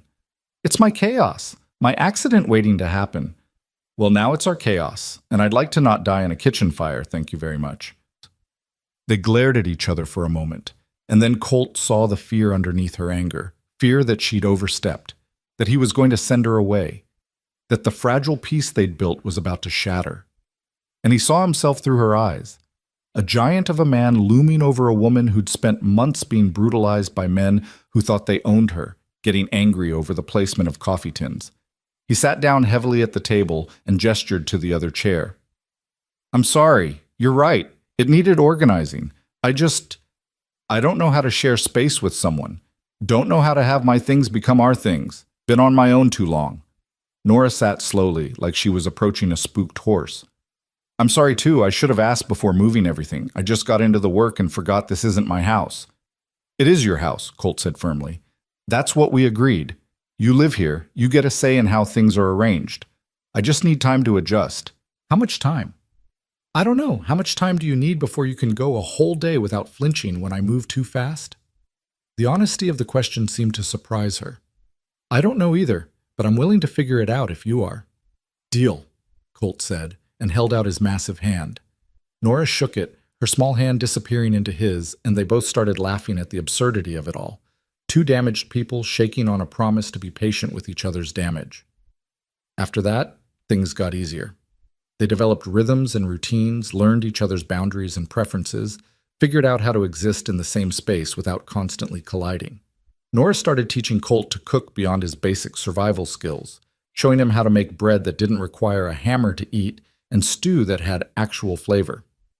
Colt taught her about the ranch, how to read weather patterns, how to spot a sick cow, how to mend fence in a way that would last through winter. They worked side by side like partners, and slowly the ranch started to look less like a hermit's hideout and more like a home. The town came to them in the third week, which neither of them had expected. Marshal Vernon rode out with Jacob Cross, the man who'd first warned Colt about Boonhart's arrival, and a handful of others, men and women both, carrying baskets and boxes and expressions that ranged from apologetic to curious. "Heard you two were settling in out here," Vernon said, dismounting near the porch where Colt had been repairing a broken step. "Thought we'd come see how you were managing." Colt stood slowly, defensive instincts rising. "We're managing fine." "I'm sure you are. But Nora's one of us now. Town took up a collection. Means we've got a stake in making sure she's all right. And you—" Vernon smiled slightly. "Well, you're the man who faced down an angry mob for her. That earns you some consideration too, whether you want it or not." Nora had come out of the house at the sound of horses, wiping her hands on her apron. When she saw the gathering, her expression cycled through surprise, wariness, and something that might have been hope. "We brought some things," said one of the women, stepping forward. She was older, maybe 50, with kind eyes and gray hair tucked under a bonnet. "Nothing fancy, just some preserves and fabric and a few other items we thought you might could use. Also wanted to apologize proper-like for what happened in town, for not believing you sooner, for letting that man poison us against you." "You don't need to apologize," Nora said quietly. "We do, though. We do. And we want you to know you're welcome in Redemption Springs any time, both of you." The woman glanced at Colt. "I'm Martha Hensley, by the way. Run the boarding house. Would be honored if you'd come to dinner sometime, both of you." Over the next hour, the visitors unpacked their offerings: jars of jam and pickles, cuts of fabric, a new set of dishes to replace Colt's battered tin plates, seeds for next spring's planting. They asked questions about the ranch and offered help with larger projects. The men talked to Colt about cattle prices and winter preparations, treating him like a neighbor rather than a threat. The women drew Nora into conversations about recipes and sewing patterns, including her in their community without making a show of it. It was overwhelming and awkward and surprisingly touching all at once. These were people trying to make amends, trying to build bridges, trying to show that they were better than their worst moment. And slowly, carefully, Colt and Nora let them. By the time the visitors left, the sun was setting and the porch was laden with gifts. Nora stood beside Colt, waving as the wagons and horses disappeared over the ridge. And when they were finally alone again, she turned to him with tears in her eyes. "They came for us," she said wonderingly. "Not to judge or threaten or take. They just came for us." "They did," Colt agreed, still somewhat stunned by it all. "I haven't had that in so long. People who just wanted to be kind, who didn't want anything in return. I'd forgotten what it felt like." "Me too." They went inside and made dinner from the food the town had brought: Martha's preserves on fresh bread, vegetables from someone's garden, a pie that was still warm. They ate at the table by lamplight, and for the first time since Nora had arrived, the future felt less like a threat and more like something that might actually be worth building toward. That night, as they settled into their usual spots in the barn, Nora said, "I've been thinking about opening that cookhouse." Colt rolled onto his side to look at her. "Yeah?" "Not in town. At least not at first. But here, maybe. You've got the land. We could build a small structure, nothing fancy. I could cook for ranch hands during roundup season. Maybe take in travelers heading west who need a decent meal. Start small and see what happens." "It's a good idea," Colt said. "But Nora, you don't need my permission. This is your home too. If you want to build something, we'll build it." She smiled in the darkness. I was hoping you'd say we. Where else would I be? I don't know. I keep waiting for you to tell me this was temporary, that once I was healed and Boonhart was dealt with, you'd want your solitude back. Do you want to leave? God, no. But I don't want to be a burden either. Colt sat up, his bulk shifting in the hay. Nora, look at me. She did, her face pale in the moonlight filtering through the barn slats. You're not a burden. You're the best thing that's happened to me in longer than I can remember. Maybe ever. You make me want to be better than I was, do better than I did. You make this place feel less like a hiding spot and more like a home. So no, I don't want my solitude back. I want this. I want us. However that looks, whatever that means. All right? Her smile could have lit the whole barn. All right. But Colt? Yeah? I want it too, the US part, just so we're clear. We're clear. They lay back down, closer than they usually did, close enough that Colt could feel the warmth of her beside him, close enough that when she reached out in the dark and found his hand, the connection felt like the most natural thing in the world. The fourth week brought the first snow, early even for Wyoming, a light dusting that transformed the plains into something ethereal and beautiful. Colt woke to find Nora standing in the barn doorway, wrapped in a blanket, watching the snowfall with an expression of pure wonder. I haven't seen snow in years, she said when she noticed he was awake. Forgot how quiet it makes everything. He came to stand beside her, and they watched together as the sun rose and set the snow crystals sparkling like scattered diamonds. It was one of those perfect moments that felt almost too fragile to exist. No words needed, no explanations required, just two people sharing the simple beauty of a winter morning. Want to help me check on the cattle? Colt asked eventually. Make sure they're handling the cold all right? I'd like that.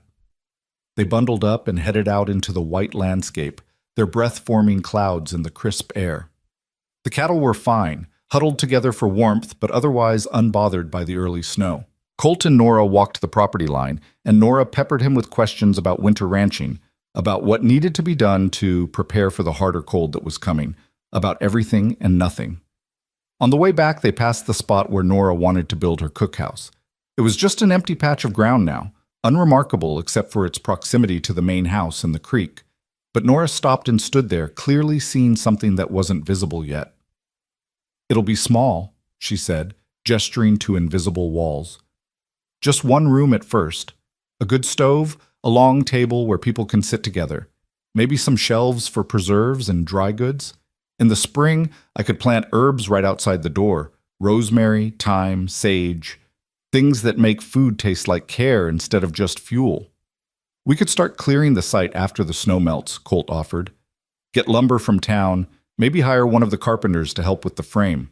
You'd do that? Spend money on my dream? It's not just your dream anymore, it's our dream. Besides, ranchers need to eat too, and I'm tired of my own cooking. Nora laughed, that free, unguarded sound that Colt was learning to cherish. Your cooking's not that bad, just that good. Exactly. So we build you a proper kitchen, and I'll provide the customers. Fair trade. More than fair, Nora said, and impulsively hugged him, the first time she'd initiated physical contact beyond hand-holding. Colt froze for a moment, afraid of doing something wrong, then carefully wrapped his arms around her and held her like she was made of glass and steel all at once. They stood like that in the snow, two people who'd been broken by the world, and were slowly, carefully, teaching each other how to be whole again. It wasn't perfect, nothing about their situation was perfect, but it was real, and it was theirs, and that was more than either of them had thought they'd ever have. That evening, over dinner, Nora brought up something she'd clearly been thinking about for a while. When the trial happens, Boonhart's trial, they're going to want me to testify. Probably, Colt agreed. I'm not sure I can do it. Stand up in front of everyone and tell them what happened. Describe the things he did, the things they all did. Have them look at me and judge whether I'm telling the truth or just a hysterical woman making accusations. You don't have to testify if you don't want to. Reed's testimony alone should be enough to convict him. But what if it's not? What if Boonhart gets some smooth-talking lawyer who convinces a jury that Reed was lying, that I'm lying, that it was all some misunderstanding? What if he walks free? Colt reached across the table and covered her hand with his. Then we deal with it, together. But Nora, you've already survived the worst thing he could do to you. You've already taken back your life, your voice, your power. Whether you testify or not doesn't change that. You don't owe anyone your trauma.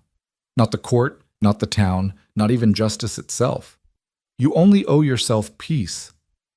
What if I want to testify? Not because I have to, but because I want him to hear me say it. Want him to know that I survived, that I'm not broken, that he didn't win. Then I'll be right there with you, in the courtroom holding your hand, reminding you that you're stronger than whatever he can throw at you. Whatever you decide, I'm with you. Nora nodded slowly, her eyes bright with unshed tears. Thank you for always making it a choice, for never pushing me one way or another, for just being there. Where else would I be? It became their phrase, their touchstone. Where else would I be? Colt would say it when Nora woke from nightmares.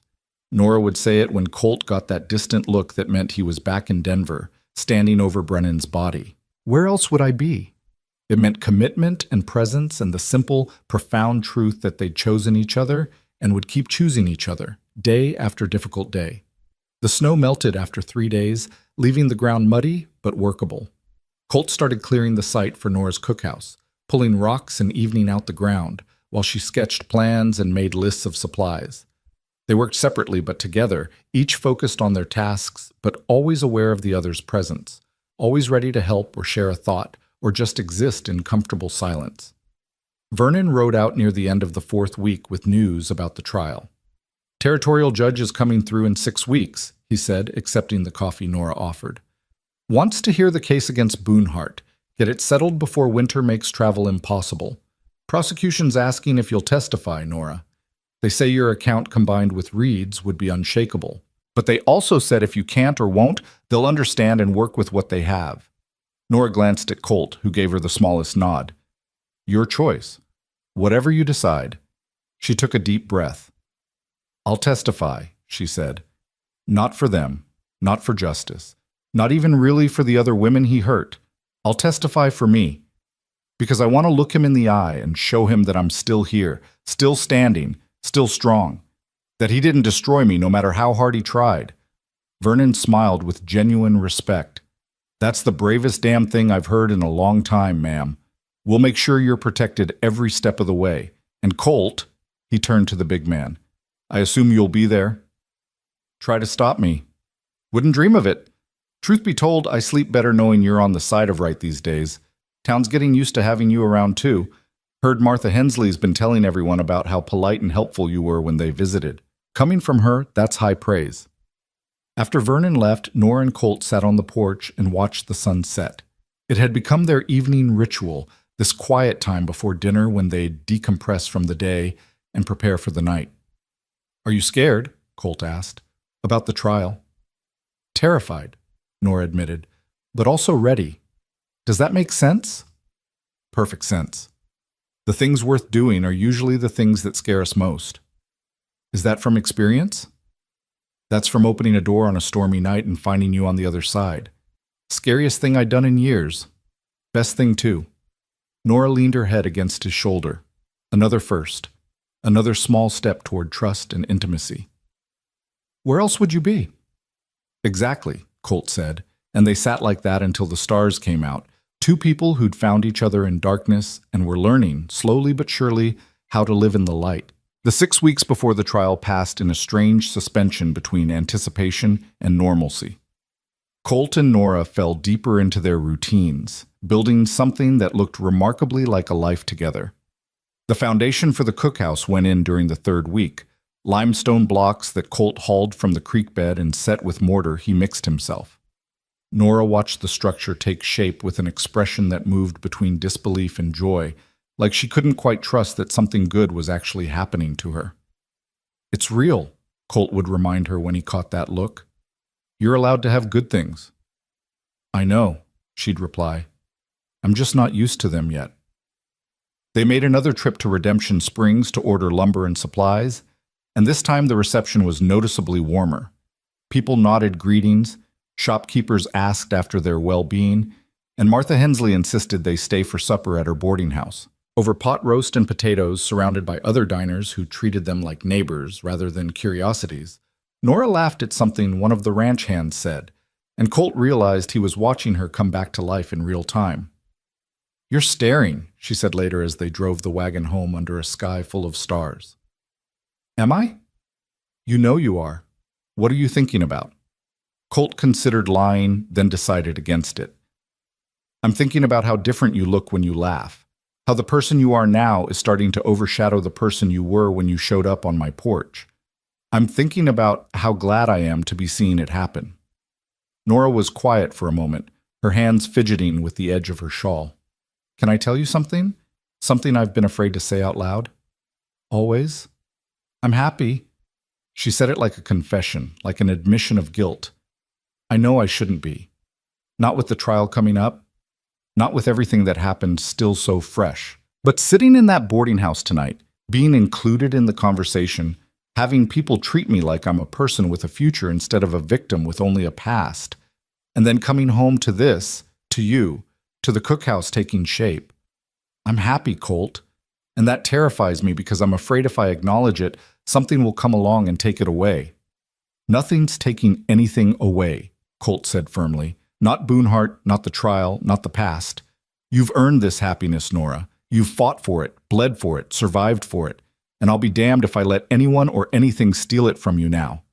She reached over and laced her fingers through his, and they rode the rest of the way in comfortable silence, both of them thinking about futures they'd stopped believing in and presents that felt too good to be true.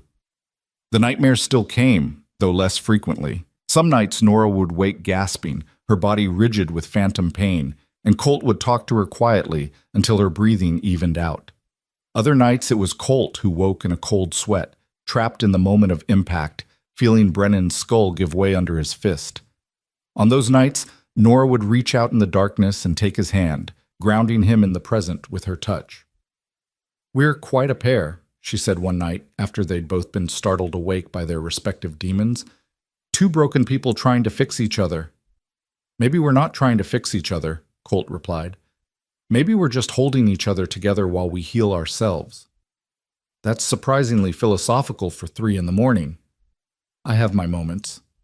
They were getting closer, growing more comfortable with proximity and touch, but both of them were careful about the line between comfort and something more. Neither wanted to rush into anything that might complicate the foundation they were building. There would be time for those conversations later, after the trial, after Nora had fully reclaimed her sense of safety. For now, it was enough to share space and trust in the quiet knowledge that whatever was growing between them was worth protecting. The cookhouse walls went up in the 5th week, rough-cut lumber that smelled of pine and promise. Colt had enlisted help from some of the men he'd met in town, ranch hands between jobs who were happy to trade labor for meals and a few dollars. They worked efficiently, joking with each other and treating Nora with easy respect that said volumes about how much the town's opinion had shifted. She fed them lunch each day, testing recipes and taking mental notes about what worked and what needed adjustment. And by the end of the week, the men were calling her Miss Nora with genuine affection and asking when the cookhouse would officially open. "Spring, maybe," she told them, "after the trial, after things settle. But when I do open, you boys will be the first to know." "You better believe we'll be here," one of them said, a young cowboy named Billy, who couldn't have been more than 20. "Best biscuits I've had since my mama died, Miss Nora. You're going to make a fortune once word gets out." After they left each day, Nora and Colt would walk through the structure, imagining how it would look when finished, where the stove would go, where the tables would sit, how the light would come through the windows in the morning. It was an act of faith, this building, a declaration that the future was real and worth investing in. "I want to paint the door red," Nora said one evening, running her hand along the frame. "My mother always said a red door meant welcome, meant this was a place where you'd be fed body and soul. I want people to see it from the road and know they'll be taken care of here." "Then we'll paint it red," Colt said. "Brightest red we can find." The letter from the prosecutor's office arrived 10 days before the trial. It outlined what Nora would need to testify about, who else would be present, how the process would work. Reading it, seeing her trauma reduced to legal language and case numbers, brought back some of the fear she'd been working so hard to overcome. Her hand shook as she folded the letter and set it aside. "I don't know if I can do this," she said. "Sit there and describe everything in front of strangers while Boonhart stares at me. What if I freeze? What if I can't get the words out?" "Then we'll ask for a recess, and you'll take the time you need," Colt said. "And if you get through even one sentence before you have to stop, that's one more sentence than Boonhart wanted you to say. Every word you speak is a victory, Nora. Don't let the fear of not being perfect stop you from being brave." She nodded, but he could see the anxiety eating at her. Over the next few days, she became quieter, more withdrawn, jumping at sudden sounds and avoiding his eyes when he tried to check in with her. It was like watching her slip backward into the frightened woman who'd collapsed on his porch, and Colt felt helpless to stop it. On the third night of this regression, he found her sitting outside the cookhouse after dark, wrapped in a blanket and staring at nothing. He sat beside her without speaking, just present, waiting for her to find whatever words she needed. "What if I'm not strong enough?" she finally said. "What if I get up there and fall apart, and Boonhart's lawyer uses it to prove I'm unstable? What if my testimony is what sets him free? Then we'll know you tried your best, and that's all anyone can ask. But Nora, I've watched you survive things that would have destroyed most people. I've watched you rebuild yourself from nothing but determination and hope. You're stronger than you think you are, and you're definitely stronger than anything Boonhart can throw at you. How can you be so sure?" "Because I've seen you at your lowest, and even then, you had enough strength left to knock on a stranger's door and ask for help. That takes courage most people never have to find. The trial is just another door, Nora, and on the other side of it is your freedom. Real, complete freedom. Not just from Boonhart, but from the power he still has over you in your mind. You knock on that door, you walk through it, and you never have to be afraid of him again." She leaned against him, and he wrapped an arm around her shoulders. "What if I need you there? In the courtroom, I mean, physically there, where I can see you. Then I'll be there, front row, where you can't miss me. And any time you need to look away from him, you look at me instead. I'll be your anchor." "Where else would you be?" she whispered. "Exactly." The morning they left for the trial arrived cold and gray, the kind of day that felt like a held breath. They'd packed the wagon the night before, Nora's testimony papers, a change of clothes, provisions for the 2-day journey to the county seat where the trial would be held. Vernon was meeting them there with Reed and the other witnesses. The prosecutor, a man named Harrison Cole, had written to say he was confident in their case but wanted to prepare Nora thoroughly before she took the stand. The trip was tense. Nora barely spoke, lost in her own thoughts and fears. Colt tried to give her space while also staying close enough that she knew he was there if she needed him. They stopped for the night at a way station, taking separate rooms despite the knowing looks from the proprietor, and Colt lay awake listening for sounds of distress from Nora's room. He heard her pacing for hours before finally settling, and he wondered if she'd slept at all. The courthouse was an imposing brick building in a town called Lewiston, larger than Redemption Springs but with the same frontier roughness around its edges. They arrived mid-morning of the first day, and Vernon met them on the steps with Cole, a sharp-eyed man in his 40s who wore wire-rimmed spectacles and carried himself with the confidence of someone who'd won more cases than he'd lost. "Miss Hale," he said, shaking Nora's hand, "thank you for coming. I know this isn't easy, but your testimony is crucial to putting Boonhart away for a very long time. Shall we go inside and discuss strategy?" They spent the next 3 hours in a side room while Cole walked Nora through what would happen. He asked her to tell her story multiple times, pushing her on details, playing devil's advocate in ways that made Colt's fists clench. But it was necessary. Cole needed to know how she'd hold up under cross-examination, needed to prepare her for the kinds of attacks Boonhart's lawyer would make on her credibility. "He's going to try to paint you as a willing participant who changed her mind later," Cole said bluntly. "He'll ask about your past, your relationships, anything he can use to suggest you're not a reliable narrator of your own experience. I need you to stay calm, stick to the facts, and remember that the truth is on your side. Can you do that?" "I can try," Nora said, her voice small but determined. "That's all I ask." The trial began the next morning in a courtroom packed with spectators. News of the case had spread. Brutal wagon master accused of rape and murder, honest settler woman fighting back against her abuser, and people had come from miles around to watch justice be served or denied. Colt sat in the front row as promised, his size and scars making the people next to him noticeably uncomfortable, but he didn't care. He was here for Nora, and everyone else could think whatever they wanted. When they brought Boonhart in, Colt felt rage coil in his gut like a living thing. The wagon master looked thinner than he had in Redemption Springs, his time in territorial prison clearly taking a toll, but his eyes still held that same cruel intelligence. And when his gaze found Nora, sitting at the prosecutor's table, something predatory flickered across his face before his lawyer leaned over and whispered something that made him school his expression to false remorse. The first day was procedural: jury selection, opening statements, the prosecutor laying out the timeline of events.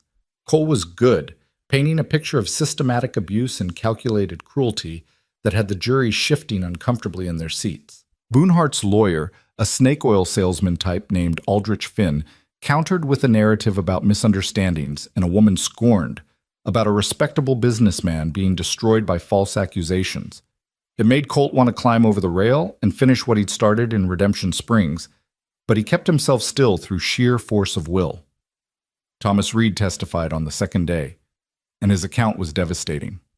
He described in clinical detail the things he'd witnessed, the women who'd been used and discarded, the mounting violence that had become normalized in Boonhart's crew. He explained how Pike had tried to leave, how Boonhart had shot him in cold blood, how they'd planted the body to frame Colt. Reed's voice broke multiple times, and by the end of his testimony, half the jury looked ready to convict Boonhart on the spot. But then Finn stood up for cross-examination, and Colt saw how the game was really played. Finn tore into Reed's credibility, pointing out that he'd participated in the abuse, that he was testifying in exchange for leniency, that he had every reason to lie to save his own skin. By the time Finn was done, Reed looked like a broken man, and the certainty Colt had seen in the jury's faces had wavered into doubt. "This is how they win," Cole said quietly during recess. "They don't prove innocence. They just muddy the water enough that reasonable doubt creeps in. That's why your testimony is so important, Nora. You're the only one with nothing to gain from lying." Nora took the stand on the third day, and Colt watched her walk to the witness box like she was walking to her own execution. She wore a simple blue dress Martha Hensley had given her, and she'd pulled her hair back in a way that made her look younger and more vulnerable than she was. Smart, Colt thought. Let the jury see what Boonhart did to someone who couldn't fight back. Cole started gently, establishing Nora's background, her work history, how she'd come to join Boonhart's crew. Then he asked her to describe what had happened, and Nora took a shaky breath and began to speak. She told them everything. About the lies Boonhart had used to recruit her, about the families who disappeared one by one, about the first time one of the men had touched her without permission and Boonhart had laughed it off. About the escalating abuse, the threats, the other women who'd tried to escape and failed. About the night Boonhart had beaten her, and the desperate flight that had brought her to Colt's door. Her voice broke multiple times. She had to stop and compose herself, had to accept water from the bailiff and time to breathe. But she kept going, kept pushing through the pain and humiliation of having to describe the worst moments of her life to a room full of strangers. And through it all, whenever she felt herself faltering, she'd look at Colt, and he'd give her the smallest nod, and she'd find the strength to continue. When Cole finished, the courtroom was silent except for the sound of several women in the gallery crying. Even some of the men looked shaken, their faces tight with barely suppressed anger.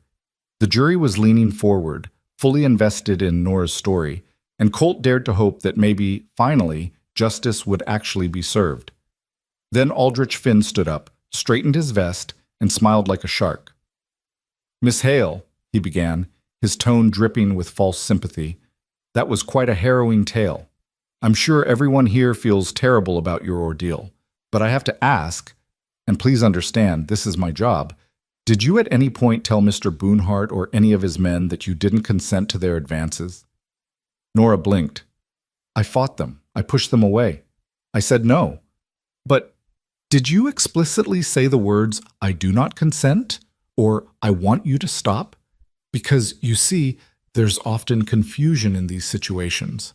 A man might interpret reluctance as modesty, especially with a woman of your background." My background? Nora's voice went cold. You've worked in various establishments, haven't you? Boarding houses, saloons, wagon crews, places where the lines between appropriate and inappropriate conduct can sometimes blur. Is it possible you sent mixed signals? That Mr. Boonhart genuinely believed you were amenable to his attentions? Cole was on his feet. Objection. Counsel is attacking the witness's character without foundation. I'm establishing context, Your Honor, Finn replied smoothly. The judge, an elderly man who'd looked sympathetic during Nora's testimony, now looked uncertain. I'll allow it, but tread carefully, Mr. Finn. Finn turned back to Nora with renewed confidence. Let's talk about the night you claim Mr. Boonhart beat you. You said this happened because you rejected his advances. But isn't it true that there was money missing from his lockbox? Isn't it possible he confronted you about theft, and the altercation stemmed from that rather than any improper behavior on his part? That's a lie, Nora said, her voice rising. I never stole anything. He beat me because I fought back against him trying to... She stopped, unable to finish the sentence. Trying to what, Miss Hale? Collect a debt? Enforce the terms of your employment contract? Finn produced the forged contract and waved it at the jury. This document clearly states you agreed to provide services to Mr. Boonhart's crew in exchange for passage west. Is it not possible you simply misunderstood the nature of those services? No, Nora said, but Colt could hear the doubt creeping into her voice, the old familiar shame that abusers planted in their victims. No, I knew what cooking meant. I knew what... Did you? Finn pressed. Because from where I stand, it looks like you agreed to something, decided later you didn't like it, and then ran to the nearest large man you could find to protect you from the consequences of your own choices. And when that man, this Mr. Mercer, turned out to be a known killer with a history of violence, suddenly you had the perfect weapon to use against my client. Isn't that the real story here, Miss Hale? Objection! Cole was on his feet again. Your Honor, this is pure speculation and character assassination. Sustained, the judge said, but the damage was done. Colt could see it in the jury's faces, the doubt that Finn had carefully cultivated, the suggestion that maybe Nora wasn't the innocent victim she'd claimed to be. Nora saw it too. Her composure cracked, and tears started streaming down her face. I'm telling the truth, she said desperately. Everything I said happened exactly the way I said it did. He hurt me. He hurt other women. He's a monster, and he needs to... No further questions, Finn said, cutting her off and returning to his seat with a satisfied smile. Cole did his best to rehabilitate Nora's testimony on redirect, but the spell was broken. By the time she stepped down from the witness box, she looked defeated, and Colt wanted to tear Finn apart with his bare hands for what he'd done to her. They recessed for the day, and Colt found Nora in the side room where witnesses waited, curled in a chair with her arms wrapped around herself. He sat beside her and pulled her into his arms, and she cried against his chest like her heart was breaking. I failed, she sobbed. I let him twist everything. I let him make it sound like it was my fault. You didn't fail, Colt said fiercely. You told the truth, and that bastard lawyer did what bastard lawyers do. But Nora, the jury heard you. They saw your pain. They know what really happened, even if Finn tried to muddy it. How can you be sure? Because I was watching them, and I saw their faces when you described what Boonhart did to you. They believed you then, and they'll remember that when they deliberate. You did everything right. Cole joined them a few minutes later, looking grim, but not defeated. That was rough, but not unexpected. Finn's good at creating doubt, but he didn't actually disprove anything you said. And tomorrow, we have our rebuttal witnesses, the doctor who examined your injuries, the marshal who investigated the crime scene, character witnesses who will testify about Boonhart's reputation. We're not done yet. The fourth day brought those rebuttal witnesses, each one chipping away at the defense's narrative. The doctor confirmed that Nora's injuries were consistent with a severe beating and sexual assault. Vernon testified about the bloodstains in Boonhart's camp and the women's clothing found in the tents. Martha Hensley and others from Redemption Springs spoke about Nora's character, describing her as honest and hardworking and clearly traumatized when she'd first come to town. Finn tried to counter, but his questions grew increasingly desperate. By the time closing arguments came around, Colt felt cautiously optimistic again. Cole's closing was passionate and precise, hitting every point that mattered. Ezekiel Boonhart is a predator who used his position of power to abuse vulnerable women. He counted on their silence, on their shame, on a world that too often believes men like him over women like Miss Hale. But she found her voice. She found her courage. And she came here to tell you the truth, despite knowing she'd be attacked and doubted and made to feel like the criminal instead of the victim. The question before you isn't whether Miss Hale is perfect. None of us are. The question is whether you believe her. And if you do, then you have a duty to hold Ezekiel Boonhart accountable for his crimes. Finn's closing tried to resurrect the doubt he'd planted, painting Boonhart as a misunderstood businessman and Nora as a confused woman with ulterior motives. But it felt hollow after everything they'd heard, and Colt could see the jury wasn't buying it. The jury deliberated for 6 hours. 6 hours during which Colt and Nora sat in the hallway outside the courtroom, holding hands and barely speaking, while their entire future hung in the balance. Vernon paced. Cole reviewed his notes compulsively. Other spectators wandered in and out, speculating about the verdict, making Colt want to throw them all out the nearest window. Finally, the bailiff emerged. Juries reached a verdict. They filed back into the courtroom, and Colt watched Boonhart's face as the foreman stood. The wagon master was trying to look confident, but Colt saw fear in his eyes, the same fear Nora must have felt every day in his camp. On the charge of murder in the first degree, how do you find? Guilty. On the charge of assault with intent to cause bodily harm? Guilty. On the charges of rape and sexual assault? Guilty on all counts. The courtroom erupted. Some people cheered, others gasped, and Nora collapsed against Colt's shoulder with a sob that sounded like relief and grief and triumph all mixed together. Boonhart's face went white, then red, and he lunged toward the prosecutor's table before the bailiffs grabbed him. "You lying whore!" he screamed at Nora. "I'll kill you! I'll hunt you down and—" The bailiffs dragged him out, still screaming threats, and the judge had to bang his gavel repeatedly to restore order. When the room finally quieted, he looked at Nora with something like kindness. "Miss Hale, I want you to know that this court believes you and stands with you. Mr. Boonhart will be sentenced to death by hanging for his crimes, to be carried out within 60 days. I hope that brings you some measure of peace." Nora nodded, unable to speak, and Colt just held her while the courtroom slowly emptied around them. They stayed in Lewiston that night, too exhausted and emotionally wrung out to face the journey home. In separate rooms again, though Colt suspected they were both lying awake, processing everything that had happened, they tried to rest and failed. Around midnight, Colt heard a soft knock on his door. When he opened it, Nora stood there in her nightgown and robe, her face streaked with tears. "Can I stay here?" she asked. I just don't want to be alone right now." "Of course." She came in and curled up on one side of the bed while Colt lay on the other, carefully maintaining space between them. But after a few minutes, Nora rolled over and pressed herself against his side, her head on his chest, and Colt wrapped his arm around her and held her while she cried herself to sleep. Tomorrow they'd go home. Tomorrow they'd rebuild and move forward and figure out what their lives looked like now that the shadow of Boonhart was finally gone. But tonight, they just held each other and let themselves feel everything: the pain, the relief, the exhaustion, the hope. The journey back to the ranch took 3 days because they weren't in any hurry. They stopped at scenic overlooks, shared meals by the roadside, talked about everything except the trial, about books they'd read, places they wanted to see someday, whether the cookhouse should have windows on the east or west wall to catch the best light. Normal conversations about a normal life they were building together. When the ranch finally came into view, Nora let out a long breath. "Home," she said wonderingly.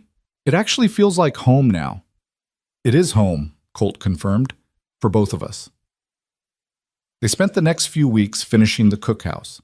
The roof went on, the stove was installed, the tables and chairs were built and arranged. Nora painted the door herself, a brilliant red that could be seen from the road, exactly as she'd wanted. And on a bright November morning with snow threatening on the horizon, she officially opened for business. The response was better than either of them had dared hope. Ranch hands came from miles around, drawn by word of mouth about Miss Nora's cooking. Travelers stopped on their way west, grateful for a hot meal and a friendly face. Even some of the townspeople from Redemption Springs made the journey, Martha Hensley among them, to support Nora's dream. "You did it," Colt said one evening as they closed up after a particularly busy day. You built exactly what you wanted. We did it, Nora corrected. I couldn't have done any of this without you. They stood in the cookhouse with its red door and its warm stove and its tables that had seen laughter and conversation and community, and Colt realized this was what healing looked like. Not the absence of pain, but the presence of something good that grew up around it and through it, until the pain was just one part of a much larger story. Winter came in earnest, and the cookhouse closed for the season as the roads became impassable. But Colt and Nora didn't mind. It gave them time to rest, to plan for spring, to simply exist together without the weight of survival pressing on them. They moved into the main house together, sharing space more openly now that the immediate crisis had passed.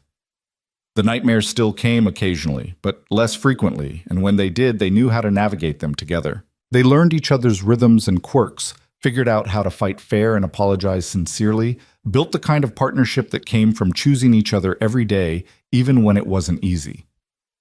One evening in late December, sitting by the fire while snow fell outside, Nora said, I've been thinking about something. What's that? About us. About what we are to each other. She turned to look at him, her face serious. When I first came here, I needed you to save me. And you did. But I don't need that anymore.